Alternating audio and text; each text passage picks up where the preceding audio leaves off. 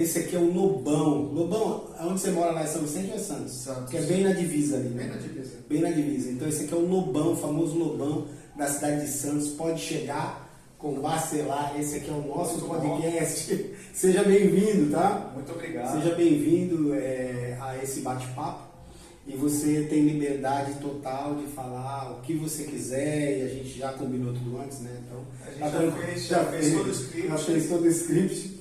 O Lobão, para quem não sabe, o Lobão, ele trabalha com marketing, internet, esse universo da tecnologia, enfim.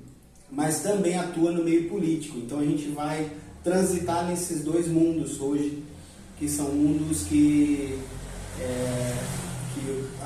tendem a ser o futuro da política, né?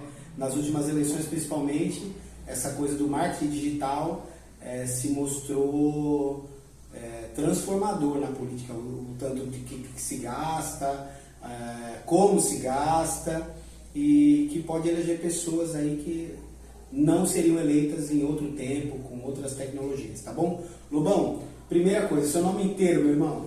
Me chamo Luiz Fernando Lobão, nascido e criado em Santos, sou libriano e apaixonado por tecnologia, formado em processamento de dados, em direito. Você é formado em direito? Sou formado em Bom, direito. acabou a entrevista, vamos embora. Continua. Brincadeira. Tenho, com muito orgulho, apesar de não ter feito faculdade de jornalismo, sou afiliado a uma associação de jornalismo por mérito, por meritocracia. Sim. Fui aceito pela quantidade de matérias que nós fizemos na Vivendo em Santos. Para quem não conhece, a Vivendo em Santos é uma das primeiras e maiores páginas de comunicação colaborativas do Brasil. Foi base de criação de um hub de comunicação onde as pessoas recebiam e entregavam informações para que a vida da sociedade em geral fosse melhor. Obviamente que isso teve grandes repercussões, por exemplo, a morte do Eduardo Campos, ao contrário do que muito se esperava, o primeiro veículo de comunicação que chegou no local foi o nosso.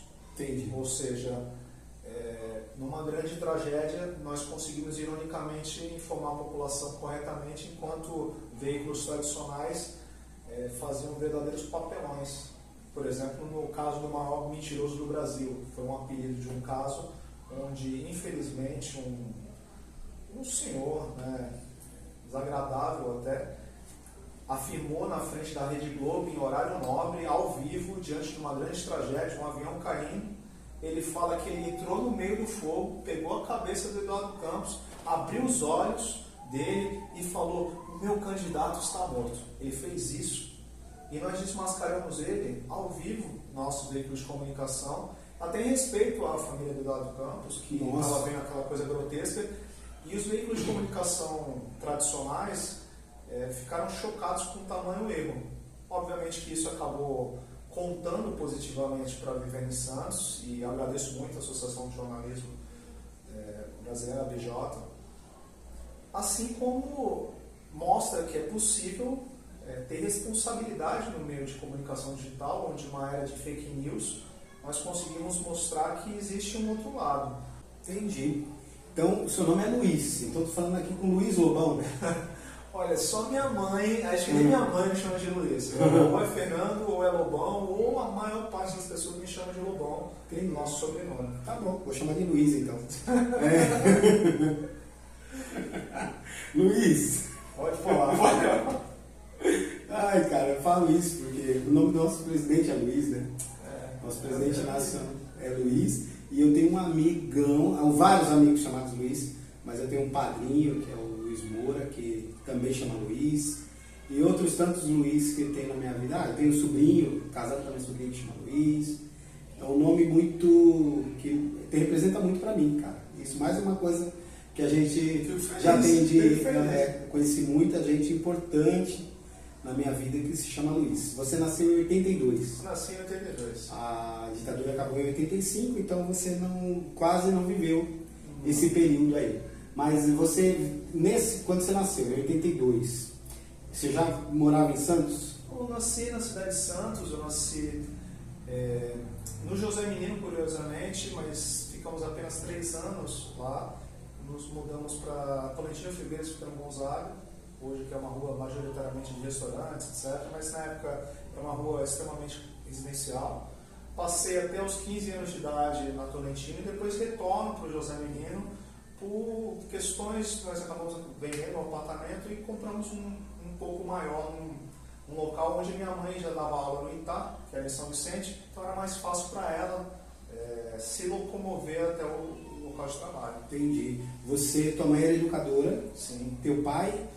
Meu pai, ele era empresário e militar. Infelizmente, ele faleceu 4 meses antes de eu nascer. Caramba! Infelizmente, ele teve AVC fulminante. Puxa, o meu também, olha que coincidência. Infelizmente, eu acabei não conhecendo ele. Tarcísio foi um grande homem, na visão de vários nossos familiares. Minha mãe foi meu pai e minha mãe. Entendi. Minha mãe era professora do ensino público e do ensino privado. Trabalhou com muita honra, ensinando gerações e gerações. Talvez a pessoa mais inteligente que eu conheci na vida, 5 faculdades, falava 6 idiomas, 3 faculdades voltadas todas à educação, formou pedagogas, formou diretoras, ela mesma se tornou diretora e também acabou sendo professora.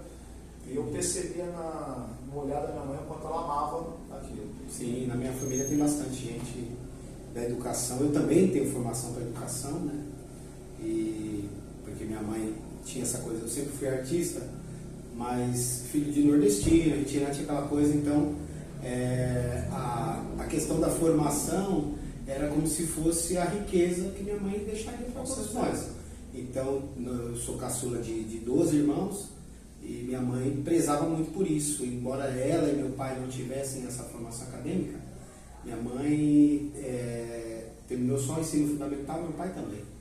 Mas de todos os irmãos, eu acho que todos, se não me falha a memória, todos têm formação.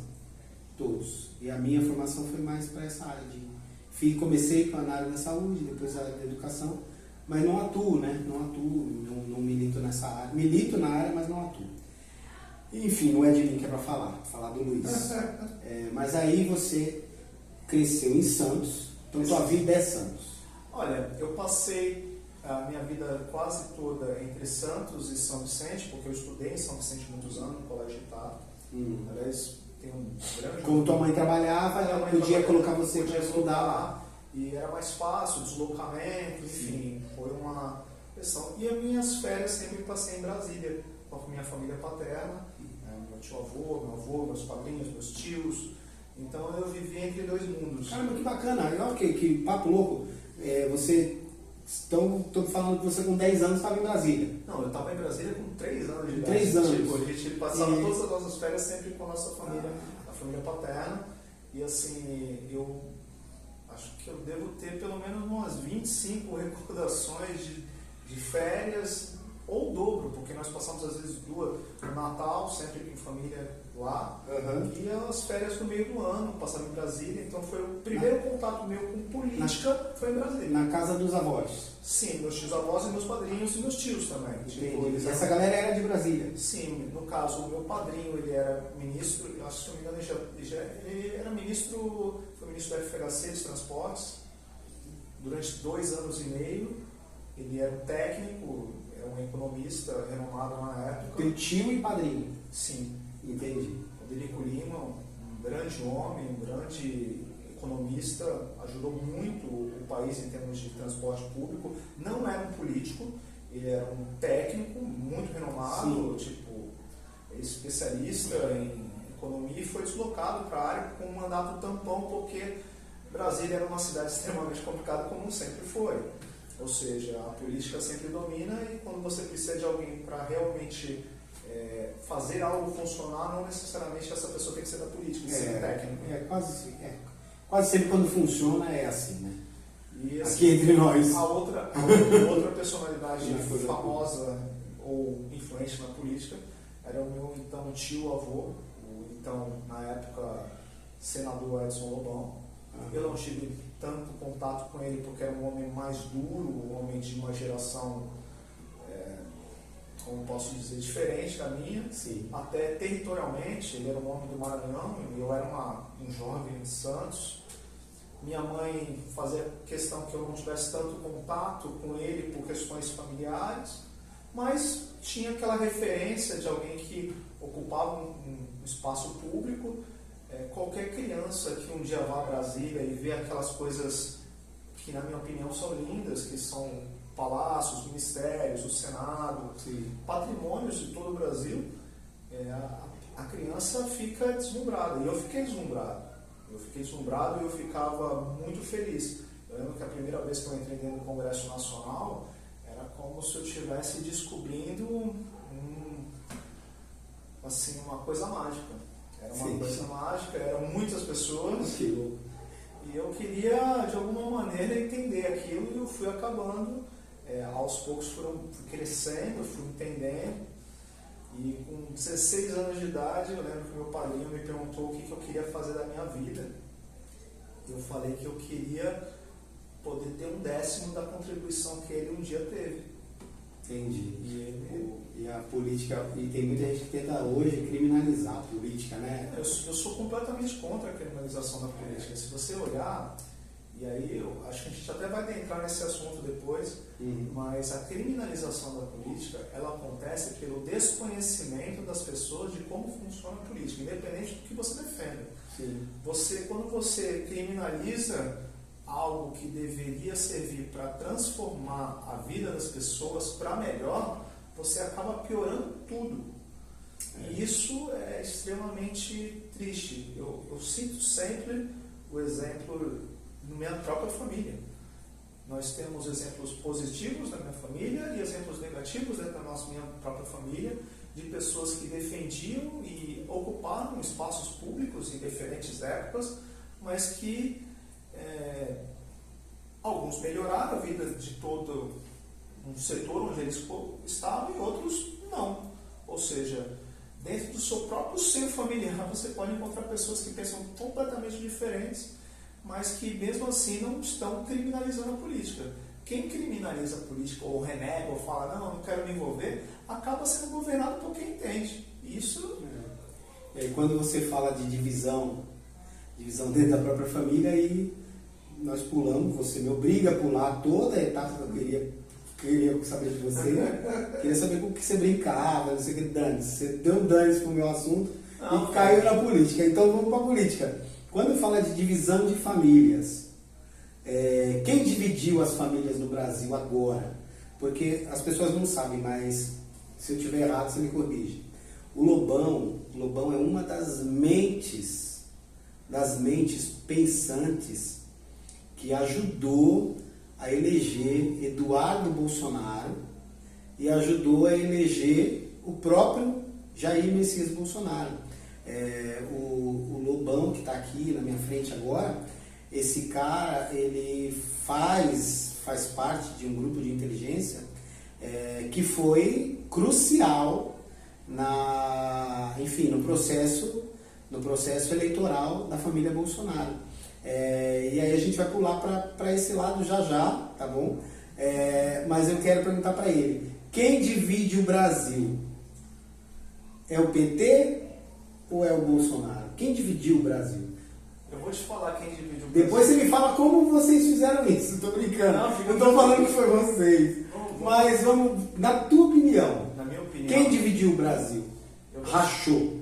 Eu vou te falar o que na minha opinião, dividiu o país.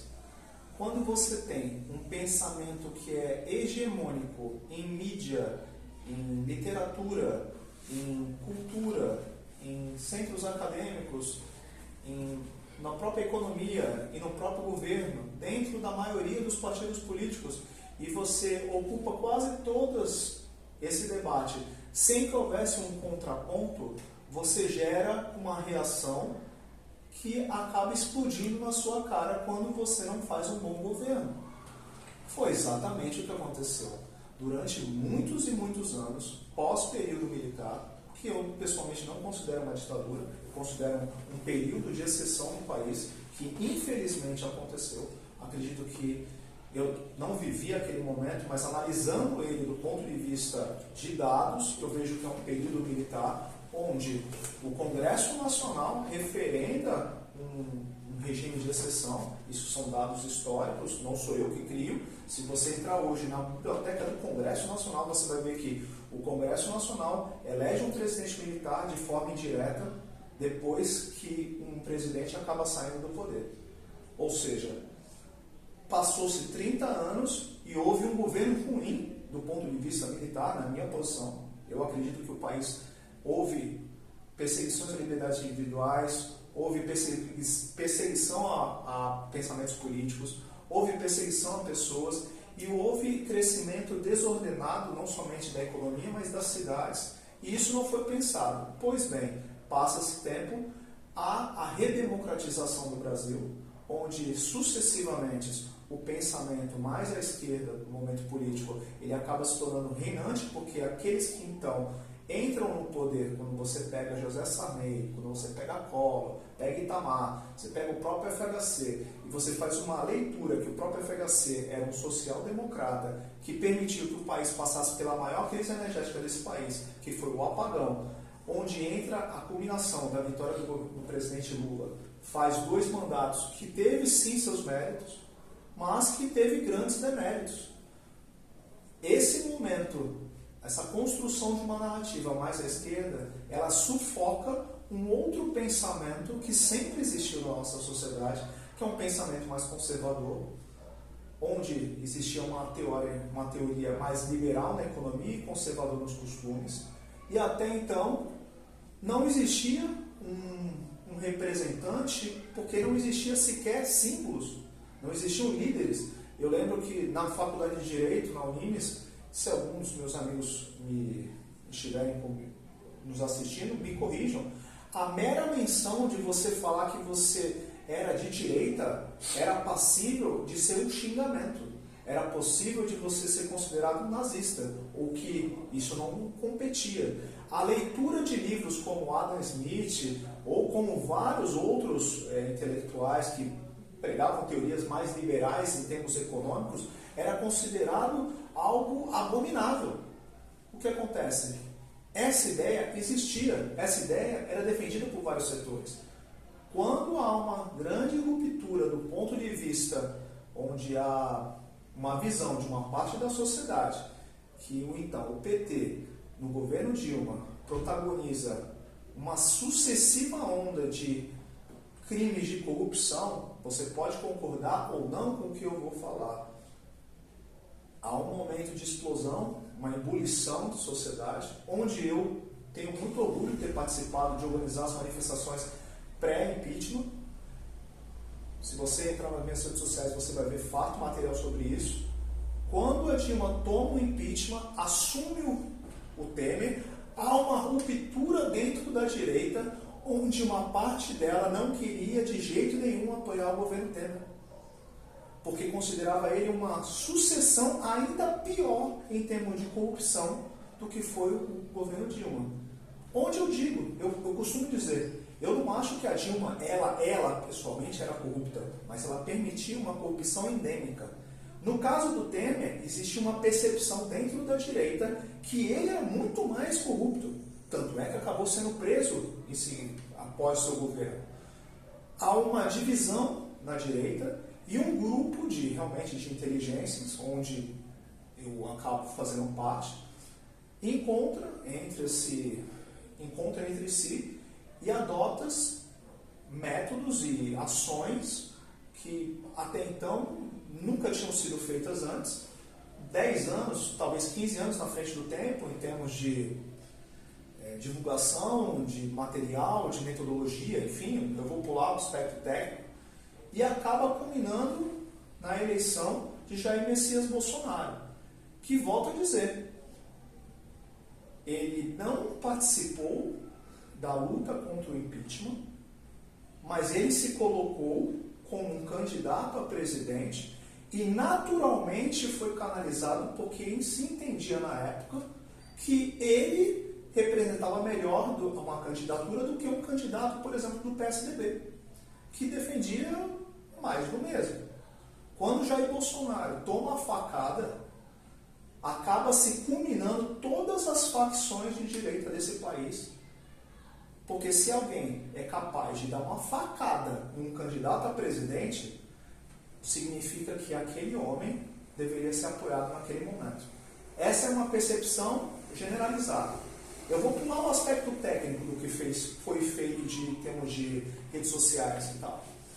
Quando há o governo do Bolsonaro, os primeiros 1 ano e meio, eu já não mais apoio abertamente, porque eu vejo erros e eu não tenho um político de estimação. Outro dogma, que aparentemente uma parte da população esqueceu, ter políticos de estimação. Não deveria se ter.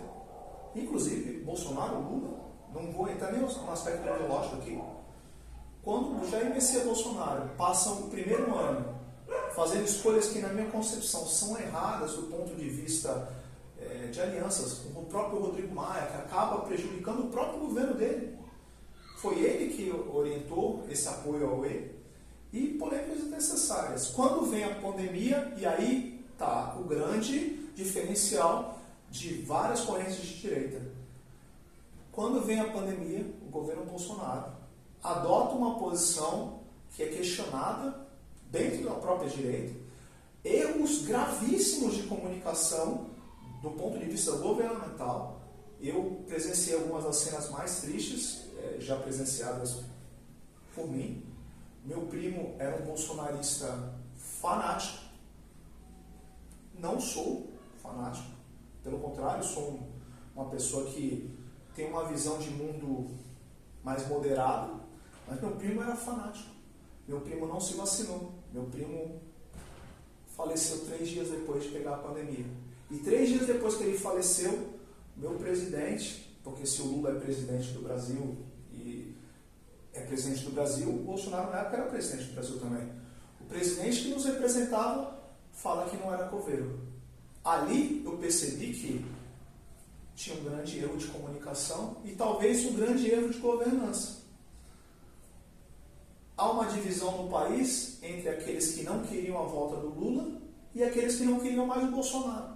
E paramos de discutir o que era bom e começamos a discutir o que era ruim.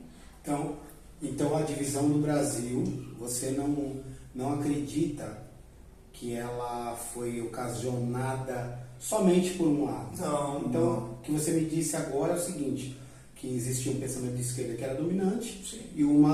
e uma direita latente, Sim. mas ali em fogo baixo. Exato.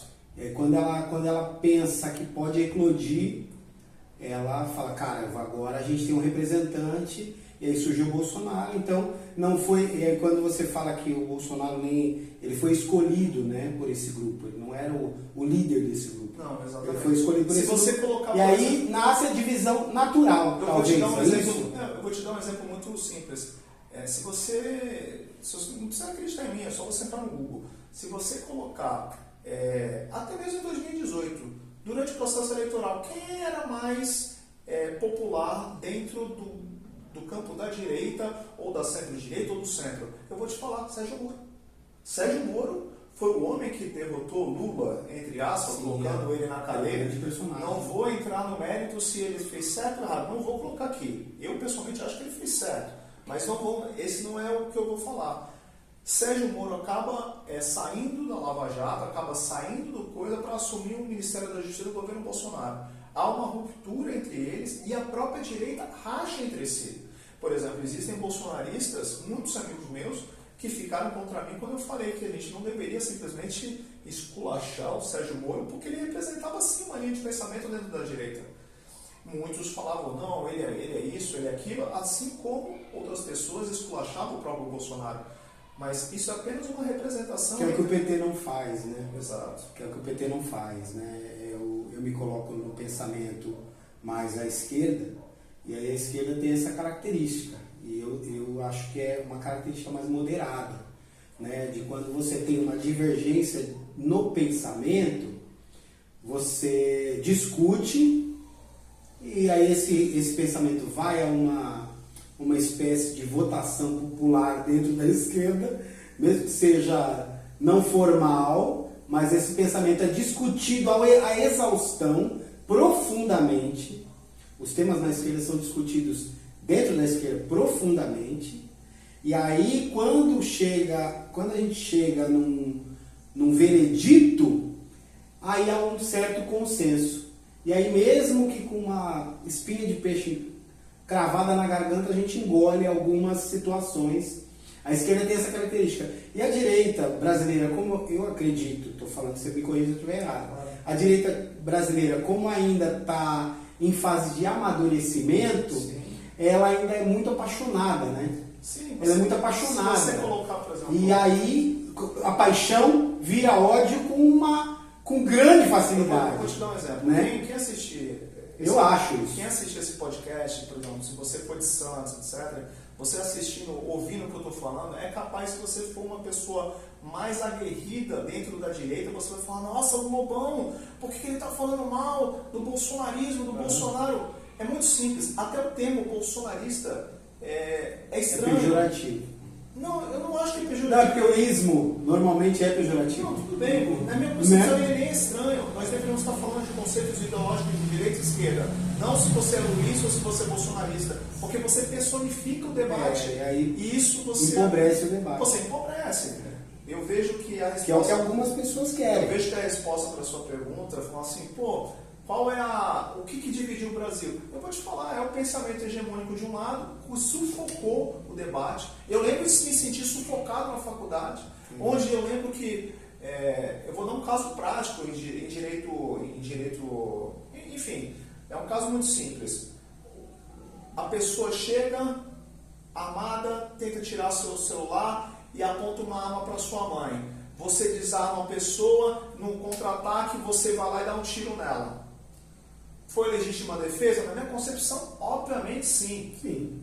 No debate acadêmico, dentro de uma faculdade de direito que deveria analisar fatos, existe um conceito ideológico da esquerda que eu não poderia dar um tiro nele, mesmo depois de ele tentar atacar minha mãe. Que ele era uma vítima e que eu era um agressor potencial porque eu tinha me defendido do cara. Ou seja, a gente chegou nesse pensamento dentro de... Não, mas aí vale a pena discutir. Eu acho que vale a pena discutir. Esse debate, e eu lembro que a acusação era que eu era de direita.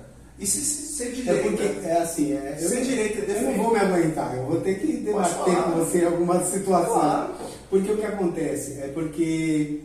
É o que eu estou falando, a gente não pode discutir o mérito, né? Porque as pessoas pegam esse discurso e levam para, por exemplo, para a questão armamentista. E aí, por exemplo, o Bolsonaro foi desarmado e assaltado, tomaram a arma do cara, assaltaram o cara preparado, o cara, que gosta pra caramba de arma, deve frequentar clube de tiro. Há controvérsia se sabe atirar ou não, mas aí é provocação de tiro. Eu vou te falar, eu tenho um vídeo do Bolsonaro do meu lado, atirando, e bem. ele bem. Então Tá eu posso falar. Então aquele negocinho lá que ele não sabia nem mexer com a arma, de repente aquela determinada arma. Determinada área. Se você... eu só sabia atirar. Eu sou atirador esportivo, eu gosto. Não é possível que não sabe, né, cara? O X da questão é o seguinte, existe determinados... Eu tiro por mim. Se você me colocar, por exemplo, para atirar com uma carabina... Sim. Eu atiro otimamente com a carabina. Agora, se você me der, por exemplo, um fuzil, um M4, ele vai deslocar o meu ombro. Ele vai deslocar, porque, enfim... Agora, se você me der, por exemplo, uma .40, eu não atiro bem com uma .40, mas eu atiro bem com uma 9. Sim. Ou seja, essas questões de arma... Mas é por isso que eu tenho esse cuidado nessa discussão, para não levar as pessoas a um pensamento, embora aqui ninguém quer levar ninguém para lugar nenhum, né? Claro. Mas é uma questão de divergência de pensamento, porque aí a gente vai cair na ideia de que o cidadão pode se defender e tal. E você deve achar que sim. Eu acredito que não. Eu acredito. Assim, por quê? Porque, cara, é prerrogativa do Estado te defender. É prerrogativa do Estado te educar. Embora a família tenha um papel fundamental na educação. Eu discordo. Então eu sei disso. Por isso que eu estou falando. O papel de educação. Se eu não me colocar na conversa, se eu ficar só ouvindo, as pessoas podem achar que eu estou concordando. Não, eu entendo. Eu não estou colocando isso lindamente. Eu estou respeitando, não estou concordando, não. Colocando respeitosamente o meu pensamento em relação ao direito de legítima defesa. Eu acredito que eu também acredito nisso. É bacana. Se de repente, e aí eu coloco sempre colocando na condicional. Qual é a condicional? Em relação ao armamento, sou atirador esportivo. Até onde eu sei, essa licença ou essa autorização para você ter uma arma dentro da sua casa, como um CAC ou um atirador, ou que tem um armamento, seja rural, seja na coisa, passa-se por um exame psicotécnico, por uma avaliação do Exército ou da Polícia Federal, agora que estão sendo discutidas, e o armamento ele é registrado. Quem é que não... No mundo ideal, né? Não. Até onde eu sei é No isso. ideal. Até mesmo que o Flávio Dino pegou 44 atiradores aí, CACs, e eles estavam todos cadastrados. Agora, vai pegar um bandido no Rio de Janeiro, um cara dentro do morro que não tem arma legalizada, ele não vai pegar nunca. Sabe por quê? Porque o cara legalizado ele está cumprindo a lei. O cara que não está legalizado, ele não está. Agora, a gente pode até discutir a questão do armamento.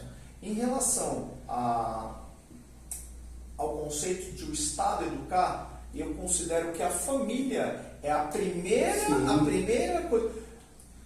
Também concordo com você. Existe claro. a primeira linha de defesa dentro de uma casa é a família. A família que deve, a educação deve à família. Agora, o Estado deve prover, Isso, mas não tem que dar condição. Sim, eu concordo. Aliás, tanto é que um dos pilares que eu acredito é saúde pública de qualidade, educação pública de qualidade e segurança pública de qualidade. Cara, então a gente concordou. E aí você tendo isso, porque qual que é o grande drama que eu vejo? É que a pessoa ela faz o discurso do armamento, ela faz o discurso da educação, que a família, que não sei o que lá, mas aí quando você pega os políticos, que quando vai para a política e a prática, os caras que defendem isso, eles desmontam a estrutura do Estado. Eu discordo, por exemplo. Aí, cara, e aí você não tem a educação, você não tem a segurança, você arrebenta com a segurança, você arrebenta com a educação, a família não tem estrutura e fica todo mundo na merda. Mas agora eu vou colocar, vou jogar gasolina na história. Eu vou te dar um exemplo muito prático. Por exemplo, a ascensão da direita no fenômeno que muitos consideram fenômeno de 2018, que nada mais que foi uma continuação de um trabalho contínuo durante muitos anos, e um trabalho sim, muito bem feito de redes sociais, ele acaba acontecendo um problemaço, que é o seguinte, a gente pode citar o Bolsonaro. Você pode gostar dele, pode não gostar dele, mas ele era uma figura emblemática, ponto. Ele já era um deputado. Agora, e a quantidade de pessoas que foram eleitas sem nenhum tipo de trabalho, seja em manifestações patrióticas, seja no meio acadêmico, seja no meio cultural, seja no meio de trabalho. Muitas pessoas, e eu vou citar vários aqui, que não tinham absolutamente nenhuma condição de serem deputados, e foram porque entraram numa onda e contaram umas histórias bonitinhas, usaram o marketing digital, e isso, existe um meia-culpa dentro do nosso grupo. Eu vou dar um exemplo muito simples. Alexandre Frota. O Frota nunca foi nem de direita nem de esquerda. Ele era um artista, eu não vou nem entrar no mérito do que tipo de arte ele fazia. Ele era um artista onde ele começou a soltar vários vídeos editados. Ele nunca escreveu um daqueles vídeos. Ele nunca escreveu um roteiro. Ele nunca leu um livro de direita. Ele não queria saber se a direita defende segurança, saúde e educação de qualidade, e o resto é privado. Você pode até discutir o privado, mas isso era preceito. Ele nunca quis saber disso. Ele nunca foi discutir isso. Sabe qual foi a grande demanda dele nos primeiros meses? Era se ele indicar o chefão da cultura. Para que ele queria indicar o chefão da cultura enquanto ser deputado? Eu vou te falar porque ele queria. Porque existia uma grande demanda represada na Lei Rouanet, onde a própria direita defendia que aquilo não deveria se acontecer. Ou seja, ele deliberadamente ia contra. E aí o que acontece quando ele não tem? Ele vai lá, dispara contra o governo que ele então ajudou a eleger. A pergunta é o seguinte: o Alexandre Frota representava a direita? Não. Ele foi eleito pelos votos da direita? Sim. Isso foi um erro? Imensamente. Agora você vai falar: quantos Frotas foram eleitos? Eu não estou nem falando só da direita, não. Estou falando do centro, da esquerda. Quantos homens que chegam no poder e eles merecem de fato estar lá? Quantos caras? Você tem pessoas que foram lá e eu vou pular o aspecto da compra de voto. Mas se você colocar, por exemplo, como se elege essas pessoas, quem deu legitimidade? E aí você fala 500 e poucos deputados, 80 e poucos senadores, não sei quantos governadores, mas na prática, política e eleição são coisas completamente diferentes. E o meio de redes sociais, o marketing digital político, ele veio para revolucionar um pouco isso. E isso talvez seja a grande diferença. Antigamente, como se elegia um grande figurão, um grande deputado, o cara vinha com um caminhão de dinheiro, e o cara que é pequeno ou que não necessariamente ele tinha grandes estruturas, ele não tinha condição de fazer o pensamento ser disparado. Com as redes sociais, esse gap se diminuiu, o custo diminuiu, só que isso gerou vários problemas. Como eu já te falei, muitas pessoas que não mereciam estar lá acabaram sendo coisas. Só que, desculpe falar para você que está nos assistindo, alguém votou nessas pessoas, alguém escolheu essas pessoas. E essa é a consequência dos erros, seja de direita, seja de esquerda, seja de centro. Entendi. Lobão, agora, como você falou da questão do marketing digital, é um ponto que você tem propriedade para falar. Eu quero que você conte para o nosso, eu não sei como que chama, público de internet. Nossos seguidores. São seguidores? Seguidores. Que coisa estranha, né? Seguidores, nossa família, nossos amigos. Sim, nossos amigos. No meu caso, são os amigos, então. Eu acho que é melhor. Nossos amigos. Isso, para os nossos amigos aí, nossos amigos da Baixada inteira aí, que você é um cara que é santista. Cara, me explica como é que você conheceu o Eduardo Bolsonaro. Tá bom. E aí, a partir desse conhecer, como você passou a trabalhar com ele ou para ele. Enfim, como funcionava isso, que eleição que foi e como é que se deu esse negócio aí? Então, vou te explicar uma coisa que... A página Eduardo Bolsonaro na tua vida, como é que foi? A página Eduardo Bolsonaro na minha vida. Eu atirava esportivamente, já vinha de um processo eleitoral em Santos que eu acompanhava e entendia que as redes sociais eram o futuro. Você não tinha sido candidato ainda? Não tinha sido candidato. Eu estava disputando a eleição no momento que eu conheci. Acabei não falando com ele politicamente, porque até então ele mesmo não era candidato. Foi a eleição subsequente. Em 2013 eu acabei conversando com ele em relação a redes sociais, etc. E eu notei, eu estive presente nas manifestações dos 20 centavos, entendi um pouco do conceito de manifestações e entendi um pouco de quão importante seriam as redes sociais para o futuro.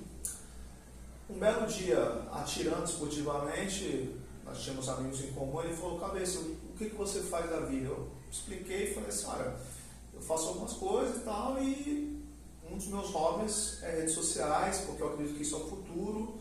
Ele falou: não, vamos caminhar junto?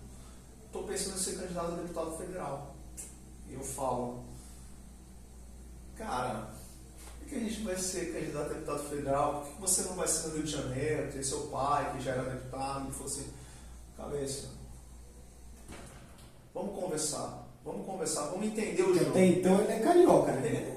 O Eduardo é carioca, mas ele estava alocado já no estado de São Paulo, que era a Polícia querendo Federal. ser candidato ou não? Eu não diria isso, eu diria o seguinte: ele era deputado, ele era policial federal, ele já estava exercendo, se não me engano, 1 ano ou 2 anos aqui, então era paulista. do ponto de vista legal, sem problema nenhum. Mas tinha uma vida no Rio, é como a gente, né? Eu acredito que a infância dele foi mais no Rio. Depois que ele vai crescendo, ele acaba adotando meio que São Paulo. Entendi. E aí ele estava em São Paulo, queria ser candidato, uniu um time pequeno, onde foi recrutado algumas pessoas que tinham algumas habilidades digitais, onde então conheço o Carlos, que é o irmão dele, um grande gênio do ponto de vista de planejamento estratégico. Do ponto de o vista Carlos cara, não sei quase nada dessa família, velho. Assim, a não ser falar mal, tirando a parte de falar mal, tô brincando. O Carlos, ele é do Rio? O Carlos é o vereador. Carlos é mais Rio. O Carlos é o vereador do Rio. Vou até cortar isso depois, porque é sacanagem não saber, mas o Carlos é vereador do Rio. Você conheceu o Carlos? Eu conheci no Carlos, onde mais 14 pessoas acabaram sendo direcionados para uma espécie de uma unidade de planejamento estratégico voltada ao marketing digital. É o que o pessoal chamava de milícia digital. Pode-se dizer que você participava da milícia digital? Não, tô brincando. Pode-se dizer que você participava desse grupo, Com certeza. intitulado pejorativamente por milícia digital. O que você chamava de milícia digital, nós chamamos de Black Ops. Entendi. Ou seja, Você fazia parte dessa galera. tropas especiais em marketing digital voltado à identificação de conteúdo, criação de conteúdo, difusão de conteúdo. Para você entender o que a gente está falando, muitos dos nossos amigos tiveram um intercâmbio com o pessoal da Cambridge Analytica, aliás, que é muito citada, às vezes por políticos negativamente, eu vou te citar. O pessoal da Cambridge estão muitos anos na frente do tempo, são pessoas fantásticas do ponto de vista intelectual. Você pode não concordar com o direcionamento político, mas tem um trabalho. Tem um trabalho fantástico. E cobram por isso, né? Deve cobrar. Não cobraram de mim. O meu treinamento, a troca de aprendizados, e eu posso falar, nós até ensinamos várias coisas com eles, porque quando você troca informações, faz intercâmbio, você acaba tendo informações e eles também. O pessoal que fez a campanha por exemplo, do Donald Trump foi também treinado pela Cambridge Analytica. Eu considero a equipe de marketing digital do Trump hoje a melhor do planeta, que em termos de... Curiosamente, não foi a mesma equipe que fez a reeleição. Não foi a mesma equipe. Entendi. Acontecendo talvez o mesmo problema. O mesmo resultado teve aqui. Exatamente. Que também não foi a mesma equipe. Não foi a mesma equipe. Se você pegar, por exemplo, alguns... Eu não vou dar nomes porque estaria expondo Outras pessoas necessariamente, mas se você pegar, por exemplo, a campanha do próprio Jair Bolsonaro, a primeira eleição, você pega, por exemplo, se você lembra os memes, os vídeos de humor, as montagens, a técnica de comunicação, os 30 segundos em comunicação, o diálogo mais leve, mais tranquilo, mais incisivo, onde pregava mais ideias e menos confronto, você não viu praticamente isso na campanha do Bolsonaro. Você viu uma coisa mais engessada, talvez pela prioridade do PL, onde o Valdemar da Costa Neto, ele não pede, ele determina que o marketing seja ocupado por um grande marqueteiro, que até então não tinha... Aqueles caras lá de trás. O cara lá de trás, que eu não duvido que ele consiga vender um sushi muito bem. Eu acho maravilhoso, visualmente, um sushi... Mas não era aquilo que foi feito. E não tinha... Vocês eram molecada, com pensamento de molecada, e antenados com o tempo de vocês. Eu não diria nem molecada. Antenado com o tempo. Não, molecada que eu digo no marketing político, sim, né? Sim. Assim, tem cara que tem 40 anos de marketing político, 50. Sim. Vocês são uma novidade, né? Se você colocar que 15 pessoas, e deixando bem claro, eu não fiz a campanha do Bolsonaro, do Jair, eu não fiz, não estava lá. Eu me afasto do Eduardo, eu vou até contar o motivo antes. Isso, mas nós estamos ainda no Carlos aí. A gente está no caso. Quando você pega essas 15 pessoas que foram treinadas, elas acabam, se você colocar um núcleo digital, é isso. Após isso vai se espalhando, até que as próprias manifestações pré-impeachment, elas acabam demonstrando a importância desse treinamento de pensamento e de execução que foi feito através das redes sociais. Para organizar. Para a organização. Porque senão você se perde. Né? Você acaba se perdendo, porque uma coisa é você teoria, outra coisa é você ter teoria e conseguir exercer na prática. Eu vou dar um exemplo muito prático. Muitos poderiam falar, não, mas aquilo era um momento do Brasil onde aquilo necessitava. Eu continuo tendo o recorde da Baixada Santista cívico, de concentração cívica na história da região. São 39 mil pessoas, de acordo com a Polícia Militar, na Praça Independente, onde tinham 3 quarteirões de cada lado, de cada rua, tomados de pessoas, e aquilo foi através de quê? Convocações de redes sociais e difusão de ideias. Ninguém estava ali, ninguém recebeu um centavo. Pelo contrário, as pessoas foram de graça e gritavam que tinham sido de graça. Você pode até não concordar com o que elas foram, mas elas foram. Ou seja, esse meio de comunicação, eu arrisco dizer que nenhum Santos Futebol Clube reuniu tanta gente na rua que nem a gente reuniu. E olha que o Santos é o time da cidade, talvez o grande time da nossa região, e a gente não se recorda, seja da esquerda, da direita ou de qualquer outra coisa, que foi um movimento tão forte. Isso é talvez no impeachment do Collor, né? E eu acho que não de acordo com a Polícia Militar. Entendi. Tipo, até porque a população era menor na época, então a gente não vai... É porque é o movimento que eu me lembro, né? É um movimento. Eu tenho recordação, assim. Agora, em relação ao Carlos, o Carlos tem uma grande experiência, tem grandes méritos. Então o cara ligado ao digital é o Carlos, sempre foi o não Carlos. é o Eduardo. Não, o O Eduardo Eduardo é o cara que cuida do pai, vamos dizer assim. Não, vamos entender como Como funciona aquela família. Bolsonaro. Bolsonaro tem 3 filhos mais velhos. O primeiro é o Flávio, que é o senador, que a gente considera, dentro da direita, como o grande conselheiro do próprio pai. É o primogênito, então, em geral, é natural isso acontecer. Uhum. É o homem que faz a articulação política. Ponto. Vem o Carlos, que é o 02, que é o homem das redes sociais.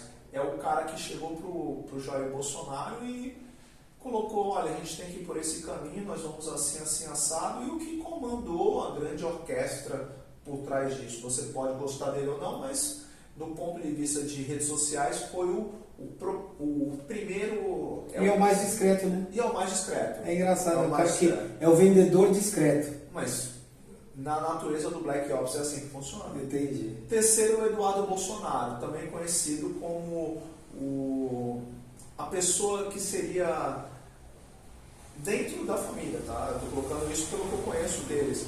É o cara que ia fazer o elo de ligação com diversas correntes dentro da direita ou diversos públicos, seja do meio militar, seja do meio empresarial, ou seja, era o elo de ligação com o mundo exterior, inclusive no exterior, porque o Eduardo ele é muito ligado a partidos políticos e personalidades do estrangeiro, até mais do que no Brasil, onde ele é considerado um pouco truculento em termos de tratamento, até mesmo por causa de brigas antigas dele com o Janaína Pascoal, até caras até mais radicais do que ele. Marielle, né? Marielle foi o Carlos. Né? Não, Marielle, o grande debate em relação a Marielle é o seguinte, pouca gente sabe, ou pouca gente se deu ao trabalho de pesquisar. Mas a Marielle, a pessoa que vai lá e destrói a placa da Marielle, onde tem aquele vídeo, é o Daniel Silveira, que não é da família Bolsonaro. Claro que não. Ele é um cara que, se não me engano, que achou legal fazer aquilo naquele momento. Entendeu? E deu certo pra ele. Deu certo pra ele. Mas não ele. foi um membro da família Bolsonaro, Sim. vamos... Porque existia também um espetáculo ali. E tem também o 04. O cara sentiu. Tem o 04, que é o Renan, também conhecido como pegador de condomínio. Se você olhar o rosto daquele rapaz e o perfil dele, você vai ver se ele é um cara que... É um garoto que... Pega mesmo? Não é morola? Não sei, né? Ele falou que ele pegou o condomínio inteiro. Então a gente não sabe. Pega né? meninos e meninas. Eu não então. sei, né, gente? Isso aí com vocês vão julgar isso. Eu pessoalmente não conheço o Renan. Seguro, eu pessoalmente não conheço o Renan, tá? Tô brincando, né? Não conheço o Renan. E aí depois, se eu não me engano, vem a Laurinha, a filha do Bolsonaro. É porque é assim um bom castigo o Bolsonaro, né? Assim, pra ele, não eu poderia ter. Eu não vou entrar nesse mérito. Ter filho assim, eu pessoalmente eu ia estar tranquilo, mas o Bolsonaro não. Eu pessoalmente tenho amigos homossexuais, tenho amigos heterossexuais. Pra caramba. Tenho amigos de todo jeito. O negócio é o seguinte, eu não ligo, eu sou hétero. Então, o que cada um faz nas 4 paredes entre si, o cara não me diz respeito. Mas o 04 é. Não sei. Aí você que tá falando, eu não tenho nada a ver com isso. Eu pessoalmente não conheço ele. Tá. O que eu sei dele é sempre o que veio da mídia. Tá? Ele não... É que o Rodrigo Maia falou que o próprio Bolsonaro né? Eu não sei, né? Mas quem tu acha que é mais fácil? O Bolsonaro ser o Rodrigo Maia? Não sei. Eu não sei. Sei, né? Eu não gostava de nenhum dos dois, né? Eu também não. Né? Eu gostava do Jair. Sim, eu gostava do Jair.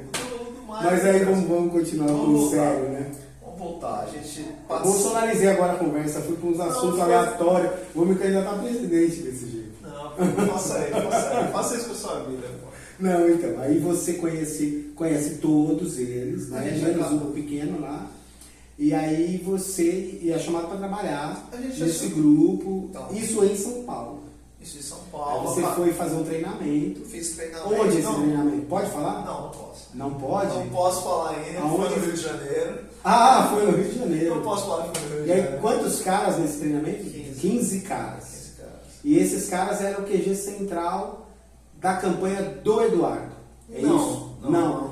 Ou era o QG central Eu já? vou te dar um exemplo muito prático. Eu não vou citar os nomes, porque... Sim, não, envolve vida de outras As pessoas. outras pessoas não têm esse direito. Mas é o seguinte, quando o Eduardo Bolsonaro é eleito pela primeira vez, foi uma eleição bem dura, com pouquíssimos recursos, e eu tenho que falar a verdade. O Eduardo Bolsonaro não utilizou caixa 2, não fez sacanagem, não. Foi redes sociais e um pouco de inteligência operacional. Ponto. Já o pensamento estratégico para fazer um presidente, onde essas pessoas são treinadas, eles fizeram parte da equipe do Eduardo? Não necessariamente. Nós tínhamos pessoas do Carlos, teve um até que virou deputado, não vou falar o nome dele, que Fazia parte desse grupo, fazer de parte inteligência, desse parte. e foi para a parte eleitoral. Foi para a parte eleitoral, tem outro que hoje tem outros dois que estão trabalhando, enfim. As pessoas, o que uniu essas pessoas? 14 pessoas das 15, e aí exceto eu me afasto do Eduardo Bolsonaro por volta de 2016, 2017, quando então o Eduardo não cumpre um acordo comigo para andar de caiaque. Não vou entrar, não quero nem me alongar nessa história do caiaque, mas se ele quisesse andar de caiaque eu dava um para ele, um caiaquezinho para ele, mas ele, enfim, né?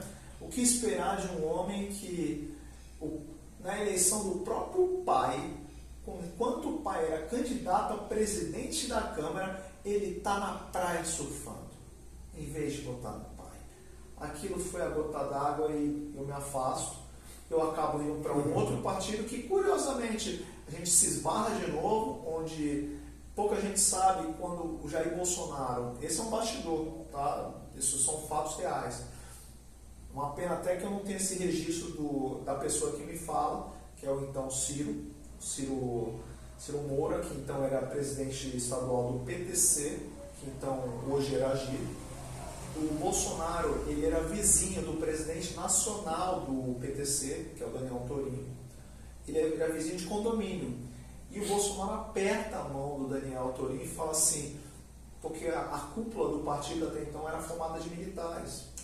E ele tinha 3 opções: o Patriotas, que era do Adilson Barroso, se não me engano, na época, o próprio PTC, que ele apertou a mão e fechou, e o PSL do Bivar. Ele fechou um acordo. Eu lembro que o doutor Ciro Moura, na época, ele me liga e fala assim, o Playboy, porque para ele, toda pessoa que era mais jovem que ele era Playboy. Ele falava assim, ô Playboy, você não sabe, vai trabalhar de novo com os Bolsonaros, e você vai estar aqui no time digital, porque a gente indicou você para participar. Eu falo, presidente, fico feliz. Até então, eu não estava mais próximo do Eduardo, mas eu tinha uma convicção que era importante fazer um presidente que apresentasse uma ruptura. Sim, de um mais alinhado ao teu pensamento. Mais alinhado ao meu pensamento.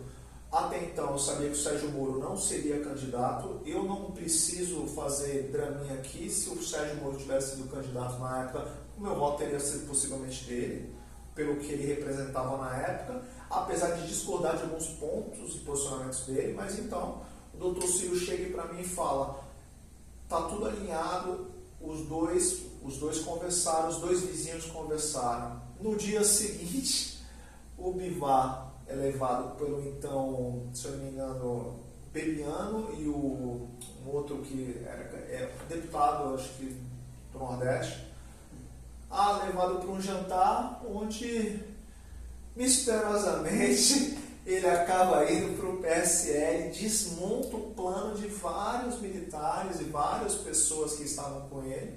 Eu acabo não indo para o PSL, tive ainda uma última conversa com alguns membros do entorno, né, da família, e me pergunto, Lobão, eu preciso que você vá. E aí, outro fato interessante, é nisso que eu considero vital a ascensão do bozelismo. O que é o bozelismo? O senhor Júlio Bozella aproveita o espaço vago que eu deixo porque então eu tinha brigado, eu controlava Sim. a base dele. Eu já fiz isso em algumas situações da minha vida. Ajudar a construir, eu ajudo a construir, de repente eu saio, e aí outro ocupa e aí o cara ocupa espaço e voa, né? O Bozella, que ele já estava dentro do PSL, ele era presidente estadual. O Bozella faz um movimento genial, ele fala assim, não, eles estão entrando, em vez de ele tentar combater, ele se torna os caras. Ele simplesmente fala, não, sempre estive com vocês. Ele estava no PSDB outro dia, abraçado no Kassab, estava com a Renata Abreu. Enfim, um camaleão que acabou passando batido, ele ocupa o espaço, e eu falo, não vou, e acaba-se a base mais aguerrida na Baixada Santista ou em algumas regiões do Eduardo, que poderiam eventualmente soltar uma candidatura mais à direita, Com certeza. não solta. E quem é o candidato que aparece nessa jogada? Júnior Bozella. Júnior Bozella que também não tinha absolutamente nada de direita. Ele era um empresário, não vou entrar no mérito, era um ex-vereador de São Vicente, que já tinha tido votações expressivas baseadas em grandes investimentos. O Júnior acaba aproveitando o efeito Bolsonaro, vem com a coisinha do time do mito, ele coloca a camisetinha falando que era do time do mito, ele aproveita a candidatura presidencial, ele não pede um voto para o Bolsonaro, ele não pede um voto, ele tira uma foto com o Eduardo, ele tira uma foto com o presidente, e é eleito no bonde da ciranda, ele acaba sendo eleito. O que acontece? O Júnior Bozella é um político experiente. E aí, se o Júnior estiver falando, Júnior, a gente tem que falar a verdade. Você estava antes dos caras lá no partido. Você achou que você ia ganhar alguma coisa. Você não ganhou. E aí você se voltou contra os caras. É isso que aconteceu. É isso que aconteceu. E eu não vou entrar no mérito se o Júnior Bozella está certo ou o Júnior Bozella está errado. Estou falando o que acontece. Isso é um fato real. Tanto é, o Bozella acaba não se reelegendo. Eu vou pular toda essa parte. Mas essa ruptura dentro do PSL acaba com os planos do próprio PTC, o partido que então eu estava. Fui coordenador regional, mandar até um abraço para o André Bahia, de Mongaguá, nosso amigo que nos apresentou, e vários outros amigos que a gente tem na região. Verdade. Eu acabo me abstendo de participar da candidatura presidencial, votei em Jair Bolsonaro, pedi voto para Jair Bolsonaro, mas não estive na linha de frente do marketing digital. Conheço todo o planejamento estratégico, conheço tudo que foi feito, sei, até aconselhei alguns amigos, mas não estive dentro das eleições. Considero o trabalho fantástico, ajudei Na primeira eleição, né? Quando ganhou, né? Quando ganhou. O que acontece depois? O trabalho de inteligência de marketing foi absurdo. É porque o nosso planejamento foi de 4 anos antes. Então, essa campanha primeira, ela foi muito profissional.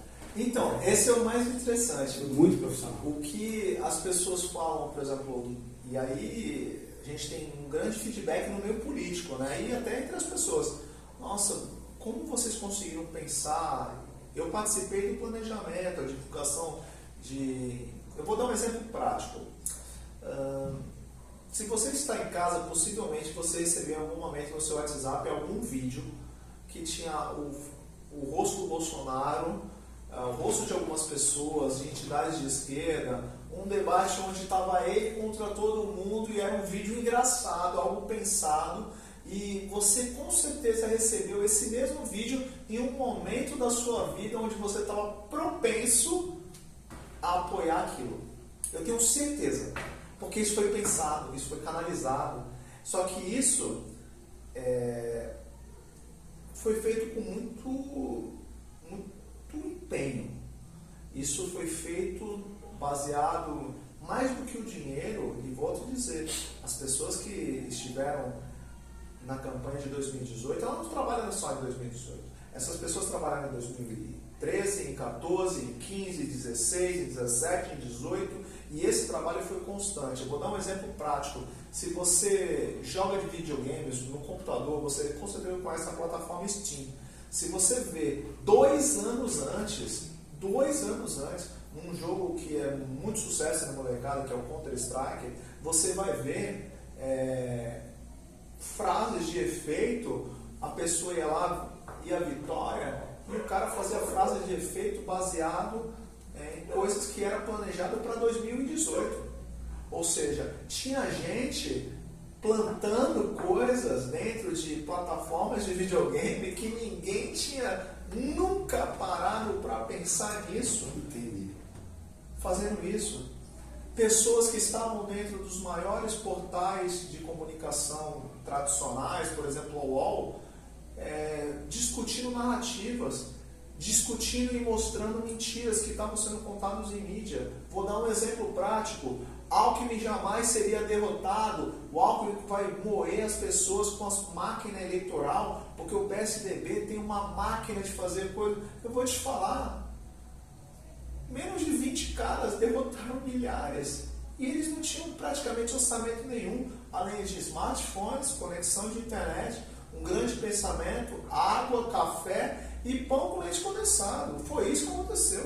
Claro, com conhecimento técnico, etc. Sim. Eu lembro até hoje que, não vou dar nomes de quem falou, ele falou, pô, Lobão, como você sabia que não ia dar certo as nossas peças publicitárias e como vocês tinham peças publicitárias que pareciam ter sido feitas atrás de uma garagem e dava certo?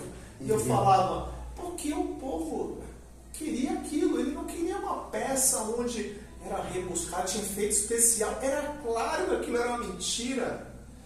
Ou seja, infelizmente, o meio político, para eles, graças a Deus, ou dependendo de onde você vê, eles perderam a conexão com a realidade, sabe por quê?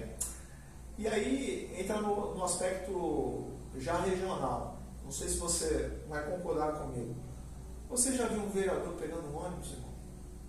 Não pega. Você já viu um deputado pegando um ônibus? Não pega. Você já viu um governador andando de metrô? Não pega. Eles não têm conexão com a realidade do dia a dia.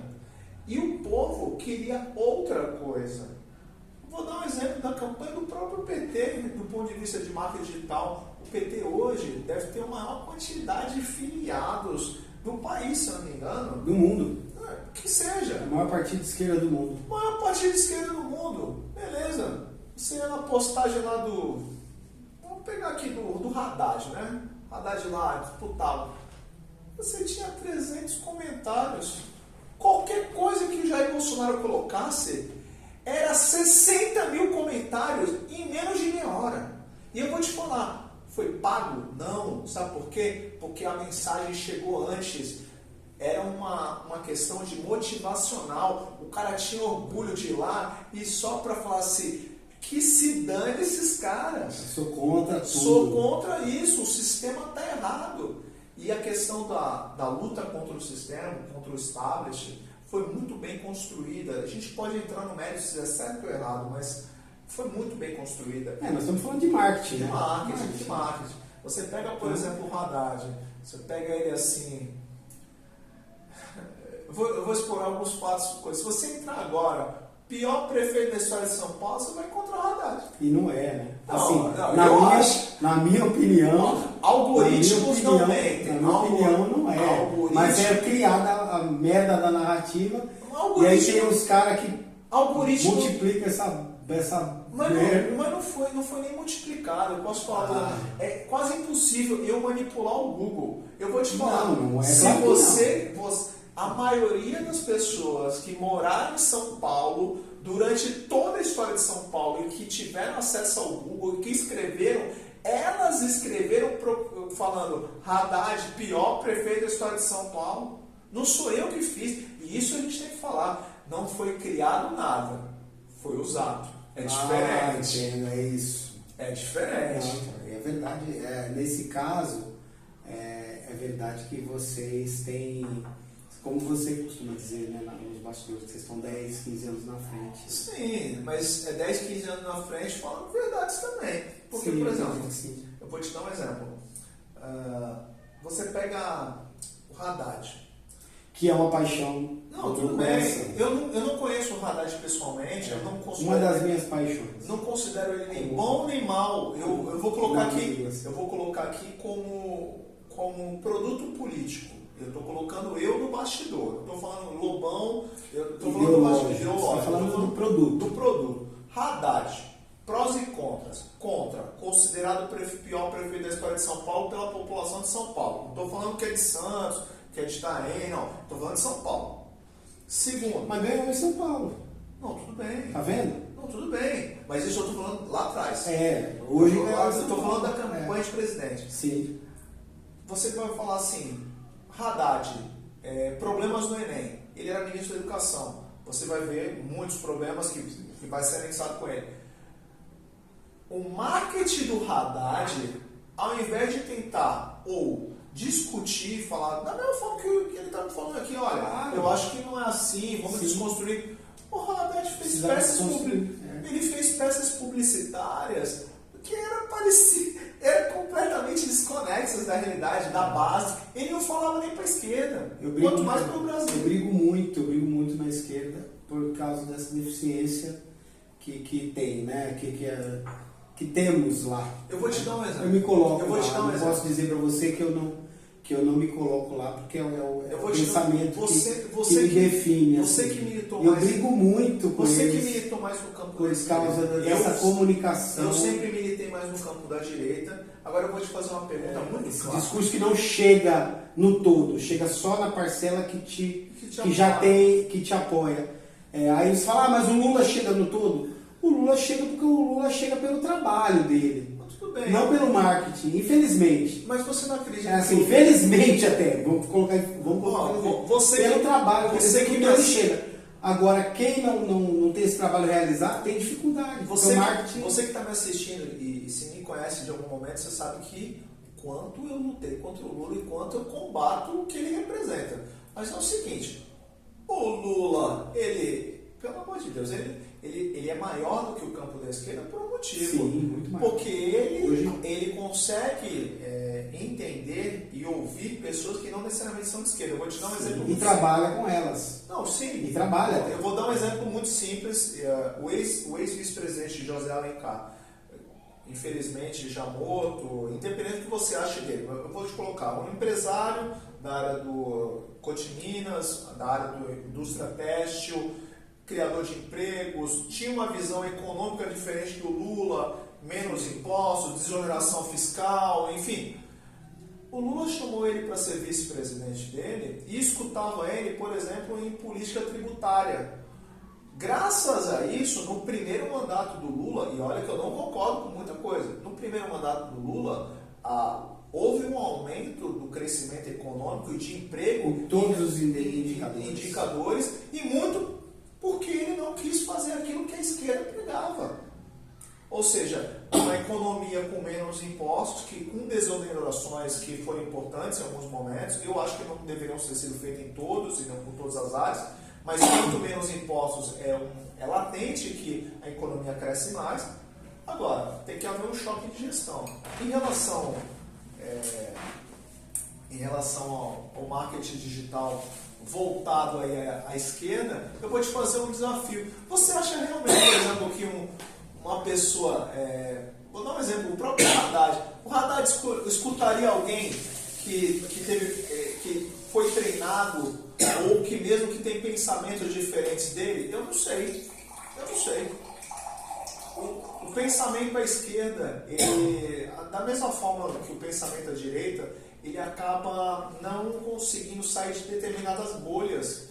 E eu não estou falando de questão ideológica, eu estou falando de questão de comunicação. E a comunicação é necessária que você entenda que o público que vai te escutar, ele tem pensamentos às vezes diferentes de você. Vou te dar um exemplo muito simples. A maior parte da população, hoje, de acordo com o Brasil, é contra, por exemplo, o aborto. A maior parte da população hoje é contra o aborto.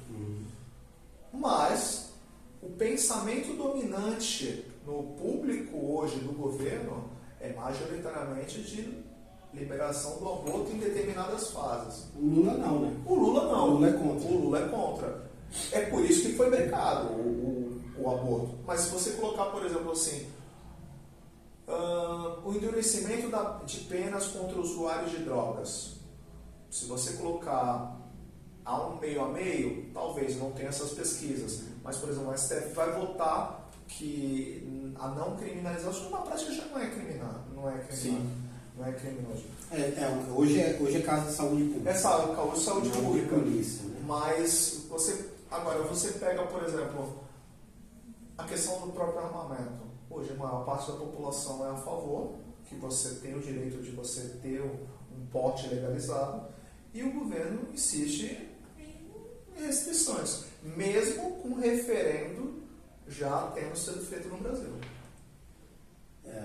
Mas aí não tem jeito, porque o viés ideológico, ele sempre vai prevalecer nos governos, né? Você não vai ter um governo que tem esse pensamento que a gente julga progressista, porque o governo petista nunca foi um governo de esquerda radical, né? Mas no máximo centro-esquerda.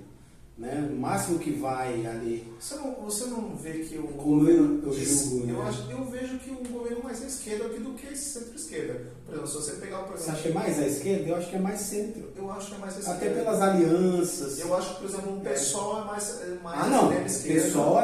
O PSOL, a dissidência do PSOL Sim. é por causa desse pensamento mais à esquerda. Quando o PT começa a ouvir os liberais e ouvir o pessoal de centro e considerar e tornar esses pensamentos em políticas públicas, eu vejo que o pessoal entende que ali fala, cara, isso aqui não é mais o que ele quer, na minha visão, e sai. Quando você pega aquela janela, né, ideológica, o PT, na minha visão, está mais à esquerda, o PSDB entra como centro-esquerda, PSDB barra PDT, barra outros partidos. Eu acho que o PT e o PSDB estão quase no mesmo campo ideológico. Eu acho que não. Eu acredito, assim, eu não concordo nada com a social-democracia. Mas eu li, por exemplo, o livro do Mário Covas, foi dado pela minha amiga Renata Covas, filha dele, e onde ele marca posicionamentos bem diferenciados, que talvez é ali que eu vejo a diferença entre os partidos. Por exemplo, a questão de privatizações, as questões econômicas. Sim, aí se difere. Aí sim, do ponto de vista ideológico, talvez um pouco, mas tem um pensamento à esquerda. Eu acho que parte, a grande diferença entre PT e PSDB, eu acho que acho que é na formação dos partidos. Pode ser. Me corrija se eu estiver errado. Você é um cara que teve uma educação muito rebuscada, uma educação com muita qualidade. Agradeço. Então me corrija se eu estiver errado. Mas o que eu penso é o seguinte, que o PT, na base, tem muita classe artística, muitos pensadores, Sim. muitos teóricos e também uma presença massiva da classe trabalhadora, que participa de algumas discussões Sim. e de decisões que vão impactar lá na frente de outra forma. O PSDB tem quase a mesma formação. Teóricos, intelectuais e gente com pensamento progressista, mas sem a classe trabalhadora tão presente ali. Então é um pouco mais elitizado. Por isso, talvez, defenda um pensamento mais moderno, de privatizações, não sei o quê, que não é o que eu concordo, né, mas eu respeito, né? Eu acho que essa é a grande diferença. Acho que a diferença é o lugar de fala, que está muito na moda hoje. Eu acho que eles são muito parecidos, mas eles estão em lugares de fala diferente, falando a mesma coisa. Você que está nos assistindo, vê como é interessante esse gancho. Quando ele fala isso, você vê claramente o porquê a direita jamais teria apoiado o candidato tucano como o Geraldo Alckmin. E sim descarregado os votos do Jair Bolsonaro. E muita gente estranha do Alckmin ser vice do Lula, por exemplo, porque não conhece como se dá a política, né? A política de base, que é a política que as pessoas não entendem. Eu vejo assim, mas os caras estavam brigando ontem, hoje estavam brigando pontualmente, mas ideologicamente eles são mais próximos do que o Bolsonaro mesmo. A população em geral, e aí até eu me choco um pouco, porque assim, quem está no meio político, quem já teve contato, ou está no bastidor, já foi linha de frente, não importa.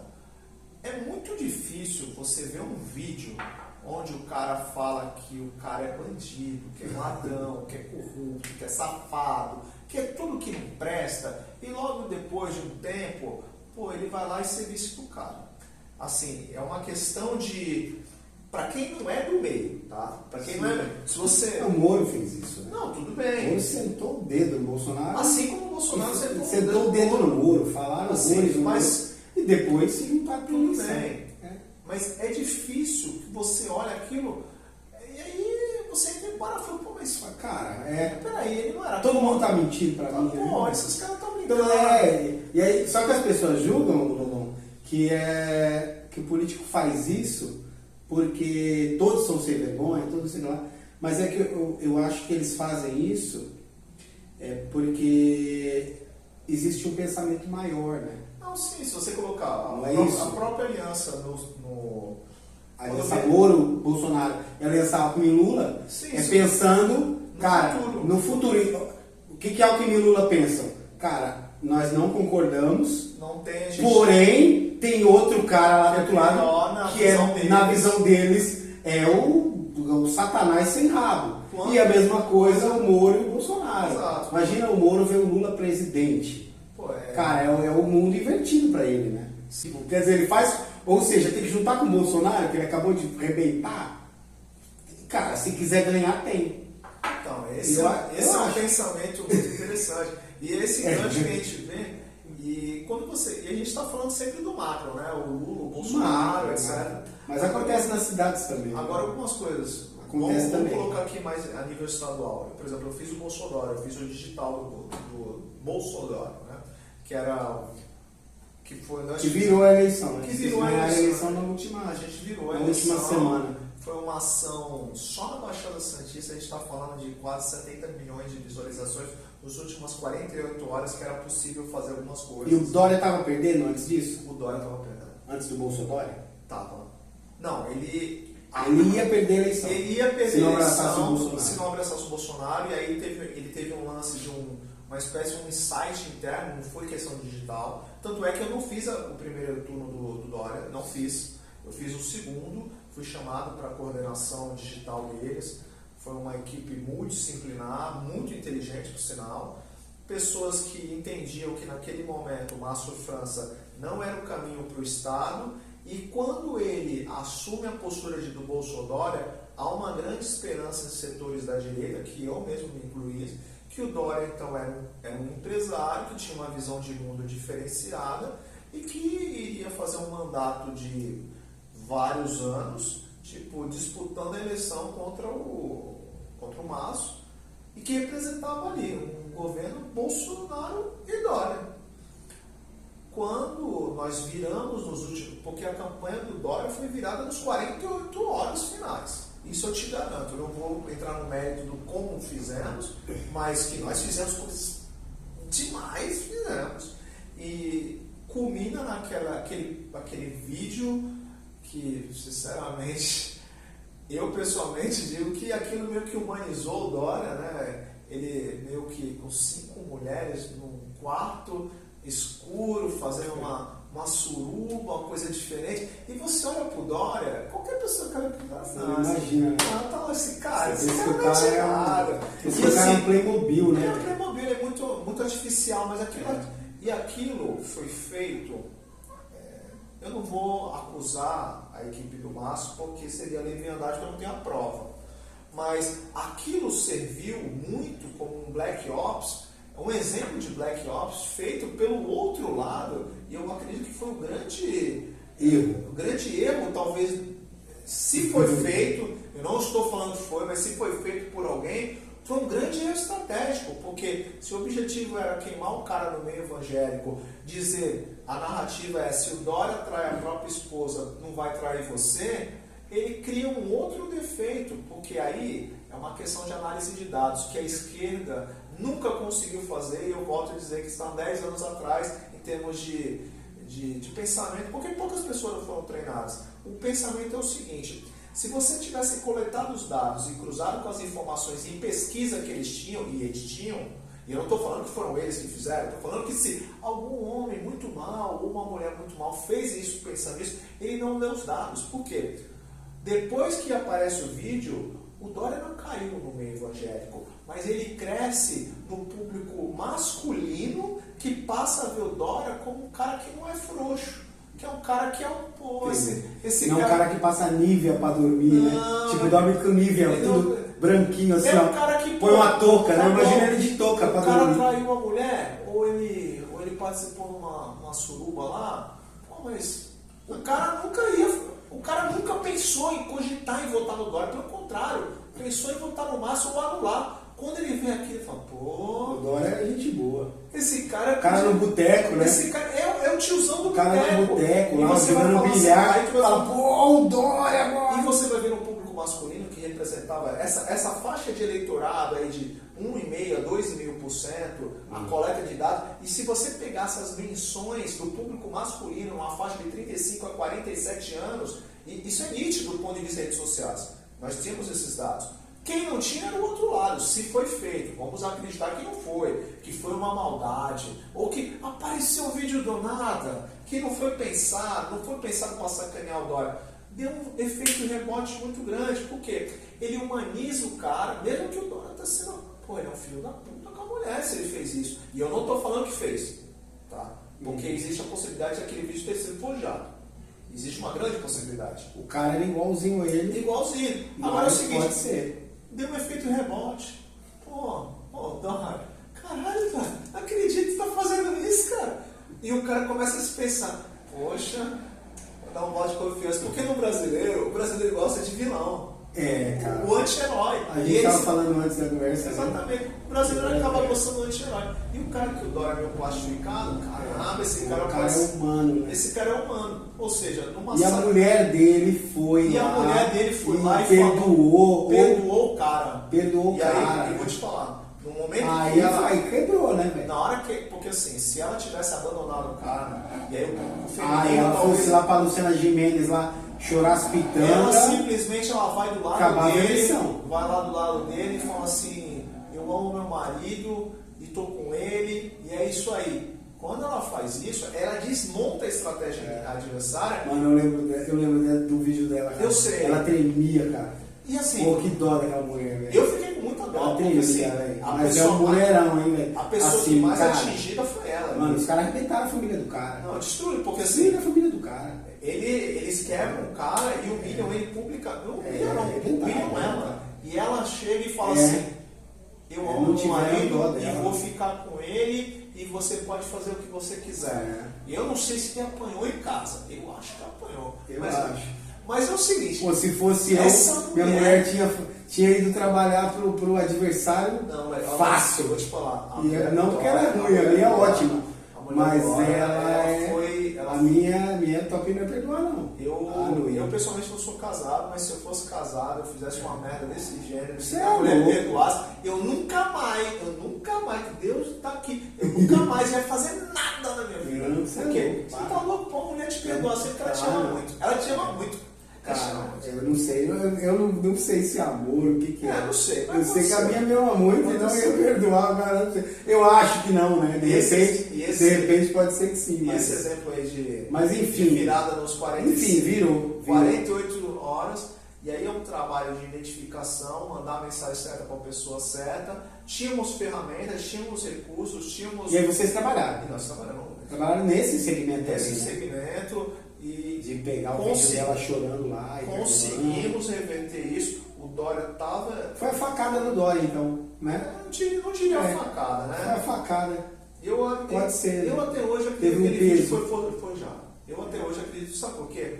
Porque vem do Dória hoje em dia. Aliás, eu não vendo qualquer um. Não, você vê ele no show da Cláudia Leite, Não, velho. você Você não não consegue acredita, imaginar você não aquele cara acredita. fazendo, ele pulando no show da Cláudia Leite. O cara, Meu olha Deus, cara. aquele pitbull ali, mas é leste. Eu acho que não, eu acho que é um cara muito mecânico, muito decorado. Tudo que ele falava na minha cabeça era decorado. Hoje eu não acho. Eu acho que é a questão do bendito lugar de fala. O cara que tem uma vida como ele teve, né? É um cara abastado de nascença, é um cara que tem outras origens. Então esse cara não vai ter a mesma fala que eu, não vai ter o mesmo jeito de pensar que eu. Não tem como, cara. Então eu tenho que tentar... Eu não criminalizo a política. Eu quero sempre achar o melhor que eu posso achar num cara que vai me representar. Eu tento acreditar. Eu vejo o Dória de uma maneira muito Eu simples. tento ver uma parte boa. Eu vejo o Dória de uma maneira muito simples. Eu estava numa sala quando foi dito várias coisas. Eu não vou entrar nem no mérito que foi dito. Uma pessoa que não cumpre aquilo que fala, logo no início, ele já, na minha visão, ele já perde um grande valor. Eu cresci numa família onde as pessoas, se você fala alguma coisa, você cumpre. E o Dória, ele não é que ele não cumpriu comigo, ou com o partido A, ou o partido B, ou com o Bolsonaro, ou com a direita, ou com a centro-direita. Ele não cumpriu com o Estado de São Paulo várias coisas. Eu coloco assim, várias coisas num arcabouço generalizado. Ele tem méritos em relação à vacina? Inegavelmente. Inegavelmente. Tem. Agora, a forma e o motivo que o levaram a fazer isso, e principalmente o que antecedeu as vacinas, na minha visão, é um dos maiores escândalos de corrupção não resolvidos no Estado de São Paulo, que foi desvio de verbas de Covid, desvios de dinheiro público para respiradores que nunca chegaram. Até hoje, o Ministério Público está uma gavetinha, uma investigação do então governo estadual, onde foi comprado dos chineses muitos respiradores, nunca foi entregue, mas o dinheiro foi aportado. Então, eu acredito que o povo de São Paulo, em sua magnitude, já não aprovava o governo do Dória, e isso diz por si só. Sim. Mesmo ele tendo méritos em algumas áreas, e inegavelmente no setor cultural ele teve, mas em outros, eu vou te dar um exemplo. O Dória foi uma das pessoas que eu considero mais canalhas em termos de política, a partir do momento que você impede uma velhinha de ir numa praça numa cidade pequena e você dá ordens para essas cidades reprimirem essas pessoas, obrigando lockdowns, ao mesmo tempo que você não adota medidas de melhoria ou de aumentar a oferta de transporte público, que foi o maior vetor de difusão de doença no estado de São Paulo. Coisas, por exemplo, onde você limitava o transporte público na capital, em várias cidades, diminuindo os horários de ônibus e de metrôs, restringindo, aumentando a condensação. Ele tinha plena consciência que isso pioraria a economia, mas que isso era benéfico para o plano político dele para suceder, então, Jair Messias Bolsonaro. Você acha, então, na tua visão, ele... não posso usar o que eu estou pensando, porque senão a gente coloca uma situação estranha. Mas é como se ele tivesse cometido crimes propositais, não isso? Não. Porque eu considero... Cometeu erros. Cometeu equívocos. E por que eu falo que isso é uma canalice? A canalice é o seguinte: quando você sabe e tem as informações... no final acabou, perdemos vidas, né? Todos perdemos vidas. Se você colocar, quando você faz um lockdown, e aí eu vou entrar num aspecto médico da questão, tá? Como a doença era relativamente nova, né, e nós não tínhamos muitos dados, nós fomos pela... Mais ou menos, né? Mais ou menos. Vamos lá. Que era o Covid-19. Não, tudo Ou bem. seja, já tinha alguns Covid antes. Beleza. Quando você faz o lockdown, você impede pessoas de trabalharem. Eu fui uma das pessoas que não pude entrar no meu próprio prédio comercial para trabalhar. E assim, eu não tive aporte do governo estadual, foi simplesmente, dane-se. É isso que aconteceu comigo, eu não sei com os outros. Comigo foi assim. Quando eu vejo vídeos de senhoras idosas sendo presas, ao mesmo tempo que a ordem, não é sugestões, é ordens de restrição de serviços públicos, de transporte público, eu acredito que tem responsabilidade nisso. Da mesma forma que eu acho que tem responsabilidade quando você não entrega a vacina e você é contra a vacinação. Eu consigo ver erros nas duas partes. Sim, e eu vejo que a motivação disso não foi burrice. É que eu acho política. Então, mas é que eu acho que assim, imagina assim, isso é a visão que a gente tem de diferente, né? Erra, e eu não estou falando do Dória em si, estou falando da conduta do lockdown, por exemplo, né? Você teve experiências, você tinha algumas, como o Covid começou antes, Ásia, Europa e depois América, você tem exemplos de êxito. E exemplos de erros. Mas você tinha ali e experiências desde a gripe espanhola, cara, experiências da humanidade, claro, onde você restringia a movimentação. Sim, concordo. cara, você tinha menos contaminação. Sim, agora... Cara, eu tô sujo, você tá limpo. Se você encostar em mim, vai se sujar. É lógico. Cara, se a gente não tiver contato, você não vai se sujar. Eu vou continuar sujo, mas você não vai se sujar. Então, cara, pensando nisso, a única vacina naquele momento era a diminuição de circulação. Daí vem a maldita frase, né? Que algumas pessoas falam e aí vira arma, né? Que é primeiro a gente vê a saúde, depois a economia. Mas infelizmente é isso. Olha, então, assim, quando o cara erra pensando em preservar vidas, esse erro tem um peso. Não estou julgando o mérito. Claro. Fala, não, a intenção dele era outra, né? Cara, eu não sei qual era a intenção. Mas a ação era, logicamente, para preservar vidas. E aí, quando você tem o Bolsonaro, que aí é o outro ponto, o Bolsonaro falando, não vamos comprar, e a gente soube que os caras estavam oferecendo 45 dias, cara, compra vacina, só a gente que tem. Cara, nós vivemos no mundo, e detalhe, ele é o liberal, ele é o capitalista. Concordo. Cara, o que acontece com o capitalismo quando só eu tenho remédio? Eu vou cobrar caro no remédio, eu cobro quanto eu quiser no remédio. Concordo. Então, cara, se você é liberal e capitalista, você tem que saber que a lei da oferta e da procura rege o capitalismo. Concordo. Não é isso? E se a lei da oferta e da procura rege o capitalismo, o cara que tem a vacina, ou a possibilidade de uma vacina, e que essa vacina, quando saísse, você poderia estar na fila em primeiro lugar, foi oferecido para nós, cara, a vacina. Concordo. 45 dias. Eu concordo com O Bolsonaro levou 45 Concordo. a 90 dias Concordo. para comprar, velho. Concordo. E aí, por isso que eu tô falando, por isso que quando eu criminalizo o Dória pelo lockdown, ou culpo o Dória pelo lockdown por alguma conduta preservacionista, Então, eu criminalizo o outro lado, e eu tô falando, eu nem voto, cara, eu nunca votei no Dória. Nunca votei, não fui Bolsonaro, eu sou de outro segmento.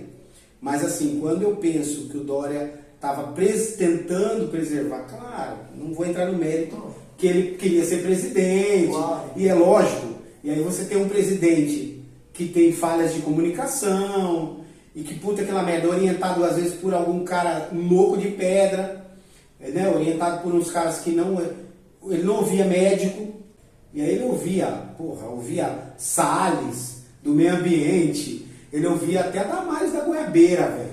então E aí tem um outro, tem o Dória que age preservando e o outro que age negando. E aí o cara foi, aí que a gente chama de negacionista, que ele falou, não, isso aqui não vai dar nada e tal. Mas, cara, e aí, só pra falar pra caramba aqui, eu não falei quase a entrevista inteira, mas eu acho bacana falar a verdade. Eu acredito que por mais que ele tenha tido condutas irracionais, também são condutas, de novo, vou falar do lugar de fala. Ele tem um conhecimento limitado de quase tudo. Ele é um cara limitadíssimo. O Bolsonaro não é um cara inteligente, você tem que concordar comigo. Inteligente emocionalmente. Exatamente. Não, é assim, inteligente no todo. Assim, não quero dizer que ele é burro, porque se ele fosse burro, ele não tinha sido deputado 50 vezes. Exatamente. E nem teria chegado a presidente da República. O que eu estou falando é o seguinte, ele não é um cara inteligente no sentido de cultura, não é um cara que leu livros, não é um cara que vai num lugar e quer ver paisagens, quer entender a natureza. Porra, velho, ele é outro tipo de cara. É um cara bruto, rústico e sistemático. pode ser. Não é isso? É isso. Então, quando eu falo que ele não é inteligente, é num tipo de inteligência, né? Num determinado segmento de inteligência. Como eu também não sou inteligente, como você também não. Mas a gente tem uma inteligência emocional, de repente. Eu tenho uma inteligência para artes e cultura e tal. Você também, na criatividade. O Bolsonaro é um cara que tem muitas inteligências. Então ele teria que se cercar, né, de coisas técnicas. Ele não se cercou. Ele não se cercou. E aí aconteceu o que aconteceu, né?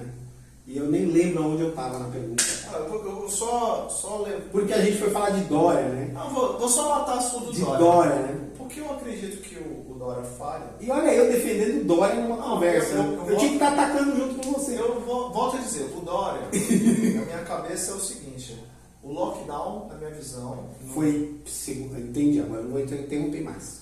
Lockdown, na minha visão, ele era possível em locais, por exemplo, como a Nova Zelândia, onde era uma ilha, onde você conseguia restringir e o acesso ao transporte público foi magnificado ao mesmo tempo que você não restringia as pessoas dentro das suas casas, você fornecia métodos para que elas ficassem o maior tempo possível nas suas casas, mas eles não eram proibidas por lei de saírem e o transporte público funcionava, que era a contento.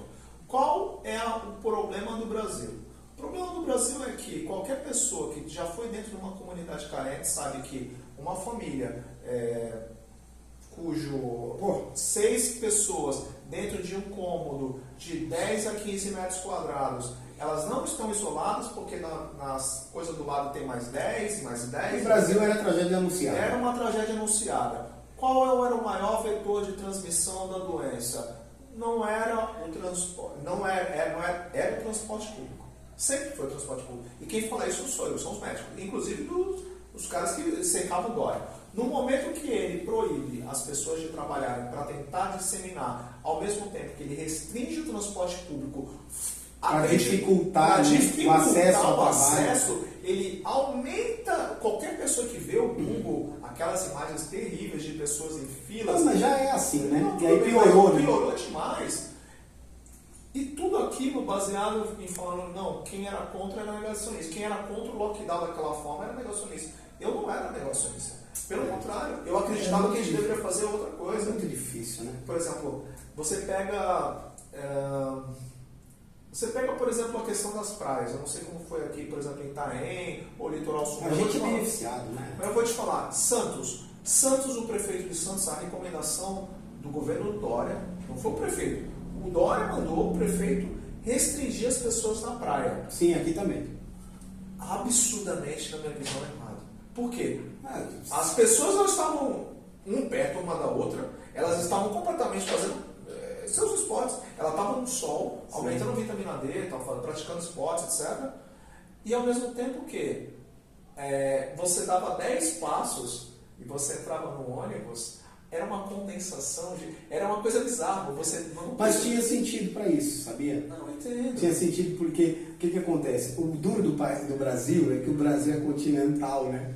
Por que a circulação nas praias? Porque a galera começou a vir pra praia e ficar aqui. Eu sei disso. Cara, começou a lotar cidadezinhas que não tinha estrutura para atender. Eu entendo. Cara, é o que eu falo, é difícil demais, né, velho? Eu entendo isso. É difícil ser governo. Resumindo, o Dória teve o que mereceu, espero que ele não seja eleito mais nem para ser. Eu tô fazendo advogado do diabo aqui, não chamando o Dória de diabo, mas eu vou me lascar, porque na minha cidade, cara, fala Dória, você apanha, velho. O povo não gosta do Dória. É lógico, porque ele conseguiu. E eu também não gostava. Hoje eu tô gostando mais porque ele não é prefeito, não é governador, não é vereador. Então eu tô bem com ele. Ele tá no setor privado, eu nem sei o que ele vende. Ele não vende nada, ele é chefe do LID, um grupo empresarial. Então, pra mim, eu tô adorando ele. Você também devia adorar. Eu não. Onde ele tá agora. Não, eu quero que o Dória fique longe, enfim, eu não gosto nem de falar do Você não gosta do cara? Não gosto do Dória.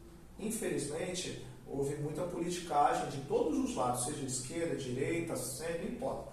E no final das contas, quem pagou foi o povo. Sim, não tenha dúvida. Mas bacana. Vamos falar agora, rapidinho, porque eu não sei quanto tempo tem essa conversa. Caramba, a gente já tá aqui há muito tempo, rapaz. Pior que aqui não tem nada pra você comer, cara. Não tem problema. Não tem, velho. Não tem problema, a gente vai levar uma churrascaria. Tô brincando, cara. Eu vou providenciar uma churrasqueira aqui. Fica tranquilo, vamos lá, vamos Tá. pro tema. Mas não é light não, pô. Tem que abusar de você. Nós falamos dos Black Ops, né, de como funcionam as eleições. Vamos regionalizar um pouquinho a conversa.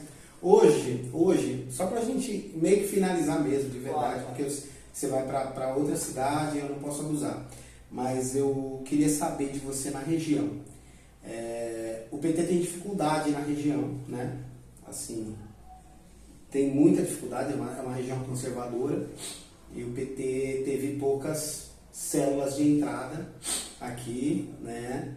E o bolsonarismo tomou conta da região, né? Políticos que se declararam bolsonaristas, eles tiveram êxito na região.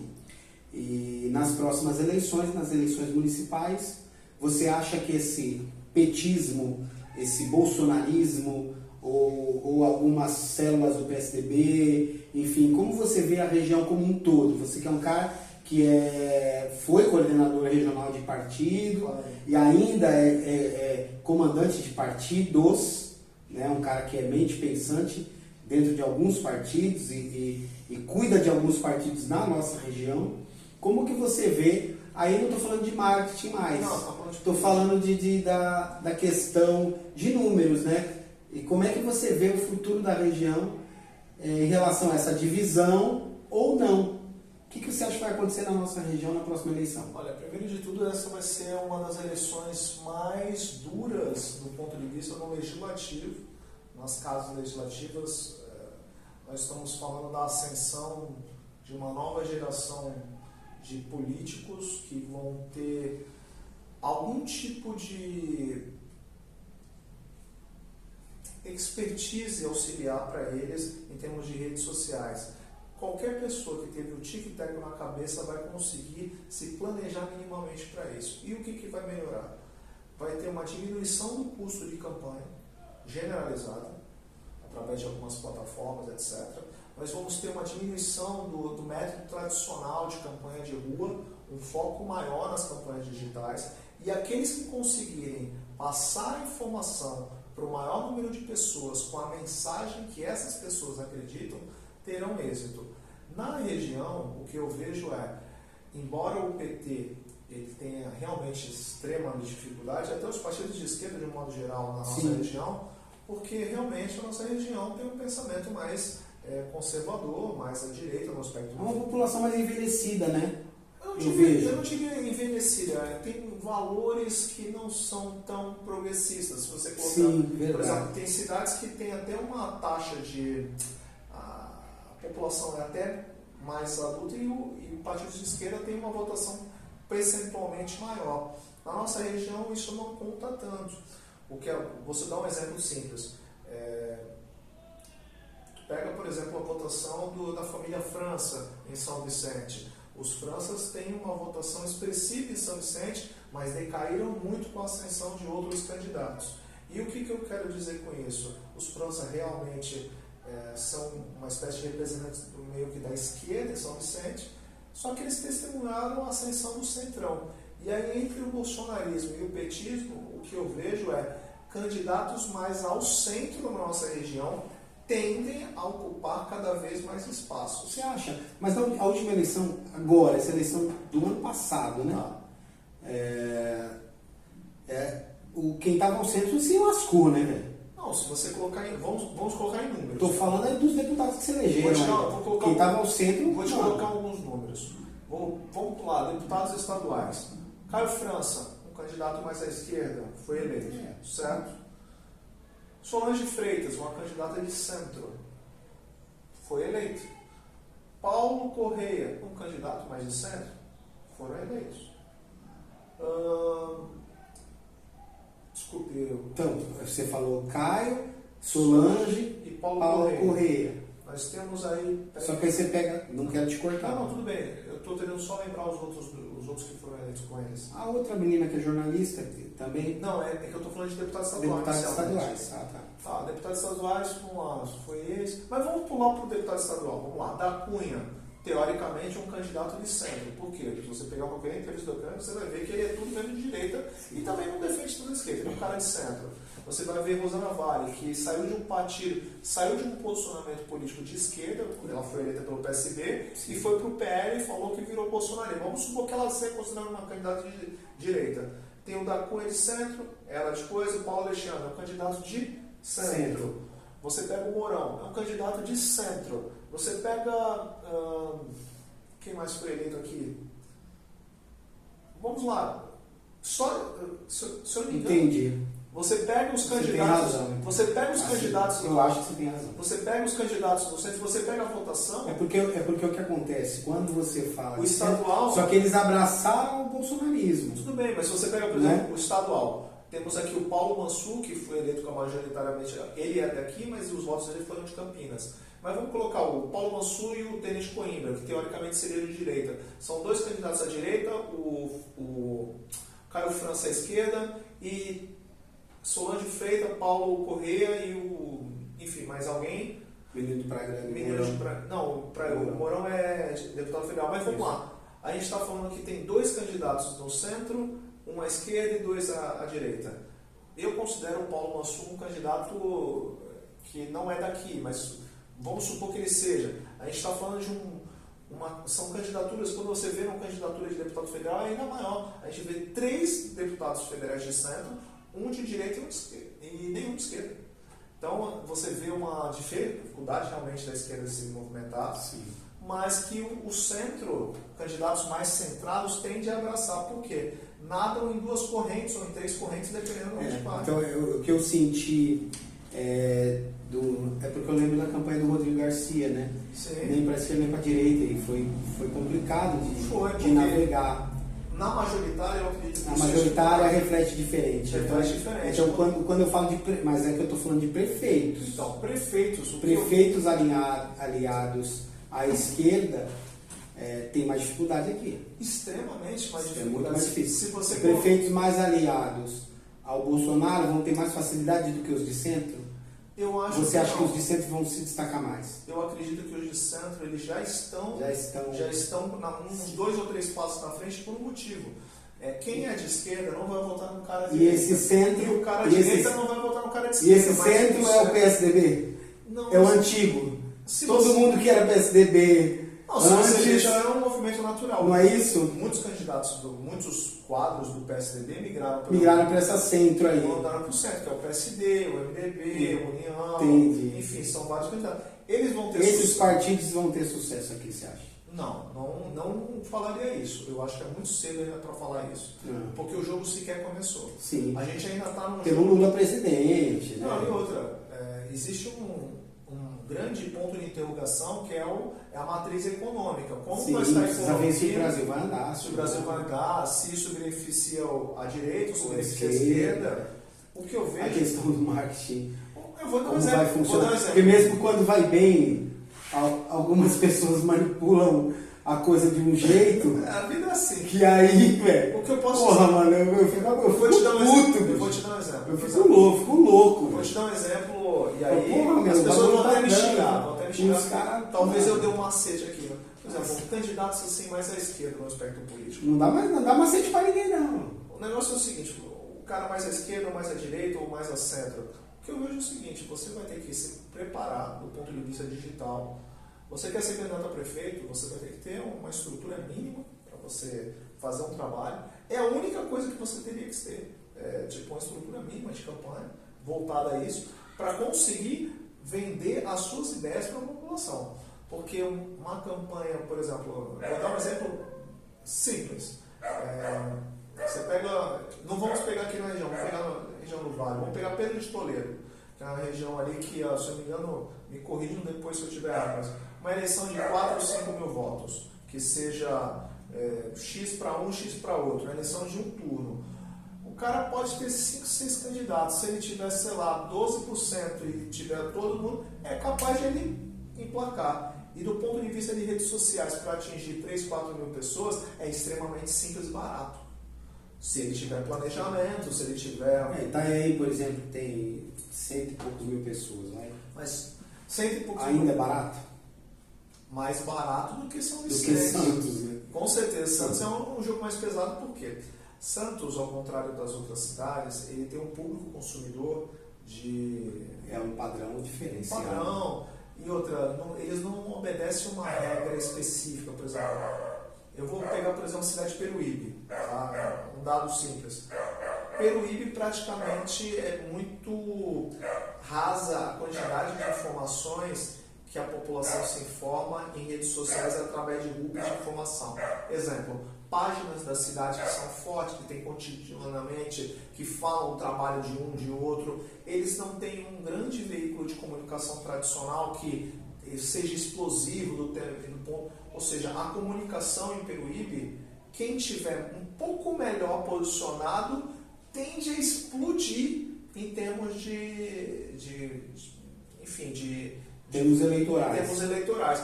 Agora, o cara pode explodir em Santos, só que tem muita gente, muitos players. A gente está falando de... Então, em cidade pequena, quer dizer que em cidade pequena como as redes sociais... Tem Mongaguá e Peruíbe, acredito que você a rede social pode virar uma eleição. Com certeza. Na verdade, eu acredito em qualquer eleição ela pode virar. Virou na questão presidencial. Eu vou dar um exemplo de uma eleição que, apesar de não ser uma cidade pequena, mas que foi determinante. A eleição do próprio Caio Amado. A primeira eleição do Caio Amado, ele estava disputando contra 5 grandes players da cidade, com muito mais recursos. O Caio Amado tinha 4 caras. E olha que eu nem gosto do Caio Amado, hein?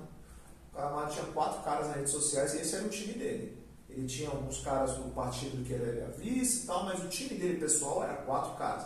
Os 4 caras planejaram a campanha dele com vários anos de antecedência e ele foi com uma jogada ensaiada. A jogada ensaiada era fazer material da forma que eles podiam e tinham condições, planejaram, fizeram roteiros específicos e iam jogar a bola para o debate. Porque no debate ele ia conseguir fazer o efeito catapulta. O que significa?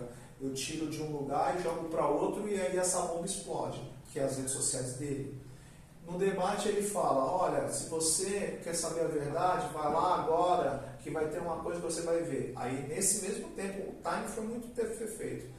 Enquanto estava tendo o debate, ele estava mostrando um material que ninguém tinha pensado em fazer, que era ele mostrando materiais de campanha que foi dado pelo Márcio de França, etc. Ou seja, ele planejou, ele executou, fez o time, etc. Usou o efeito catapulta. Ele foi tão bem na coisa que ele chegou poucos mil votos atrás e acabou não conseguiu ser eleito naquela eleição. Mas aquilo permitiu que ele tivesse uma excelente votação na eleição seguinte para deputado e que permitiu que ele virasse prefeito na próxima. Ou seja, com 4 pessoas, com um bom trabalho de redes sociais, em termos eleitorais, foi fantástico. Se você colocar do ponto de vista que São Vicente não tem horário eleitoral, quem é retransmissora de TV, aí a pegada é diferente, porque a TV também conta. Conta muito. Conta muito. Não é só questão de debate, Você pega, por exemplo, uma TV Tribuna. Você pega... Você põe os candidatos para se contrapor. Exatamente. Aí a qualidade individual pode falar muito. Exatamente. Aí o bicho pega. Exatamente. Se você pegasse, por exemplo, um debate em Itaém, vamos supor que houvesse uma candidatura, assim, aqui, se não me engano, é um turno, certo? É um turno só. É um turno só. Vamos supor que você fizesse um debate. Quantas pessoas vão ver esse debate e aonde elas vão ver? Cara, se fosse na TV, se fosse na TV, vou falar que a população inteira assistiria. Beleza, mas vai acontecer? Não. Exatamente. Então o debate é nas redes sociais. Só que entre o Só que aí precisa saber fazer. Exatamente. Meu irmão, obrigado, eu vou te agradecer. Eu que agradeço. Esse papo, cara, pode levar dias.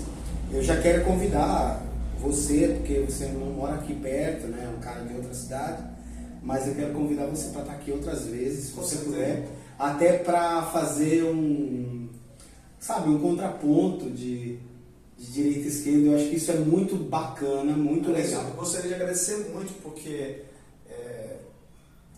eu sei que você até milita no campo da esquerda e de uma maneira extremamente educada, assim, contrapontos às vezes de ideias, que isso talvez seja a grande coisa que está faltando no nosso país, que é o seguinte: você pode discordar da pessoa, sim, mas você pode acreditar em convergências, você pode ver, claro, você consegue construir, você consegue entender o porquê o outro está pensando daquela forma, sim, sem o xingamento, sem o ataque, sem a coisa baixa. Eu falo que de onde você vem, o que você estudou, onde você trabalhou, como foi a formação da tua família e como foi a tua formação política, isso diz muito do que você vai pensar como cidadão.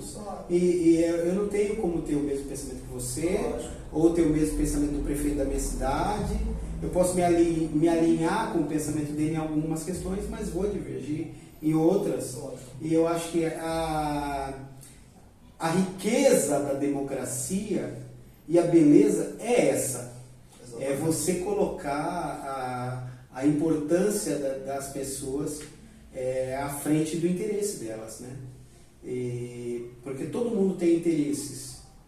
E quando eu falo interesse, não são próprios. Pode ser interesse pela comunidade.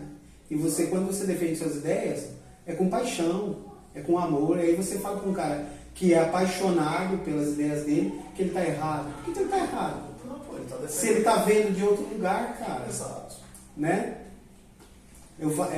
Até não vou falar cerveja porque o senhor vai achar que é retórica de Lula, né? Vou falar que é óleo. Eu vou falar que pro óleo que está dentro da lata, a lata não tem rótulo. Verdade. A garrafa não tem rótulo, né? Verdade. Para quem está fora, você vê a marca, você vê a data de validade, você vê tudo. Então, pessoas que vêm de mundos diferentes não podem pensar igual. Se elas pensarem igual, tem alguma coisa errada aí. E com a gente não tem nada errado. É verdade. Graças a Deus. Agradeço muito a presença. Obrigado. Eu queria que você voltasse, mano. Vou voltar, pô. Eu queria que esse cara voltasse aqui pra gente promover mais conversas com outras pessoas que possam discutir com você, que eu não posso. Não, tranquilo. Tranquilo. E pra falar dessa coisa que é um avanço brasileiro. Essa coisa de direita e esquerda, na minha visão, míope, é um avanço extraordinário, cara. Sim. Porque você vai ter sempre esse enfrentamento, que eu acho que é positivo. Também acho. Eu acho que é bacana pra caramba esse enfrentamento, porque aí você começa a debater as ideias e aí você tem a chance de eleger um cara que pensa aqui e depois, cara, isso aqui não foi legal, você vai eleger o cara que pensa aqui. E aí você para de eleger Bolsonaros e Lulas, você começa a eleger ideias, né? Pensamentos críticos, modos de governar.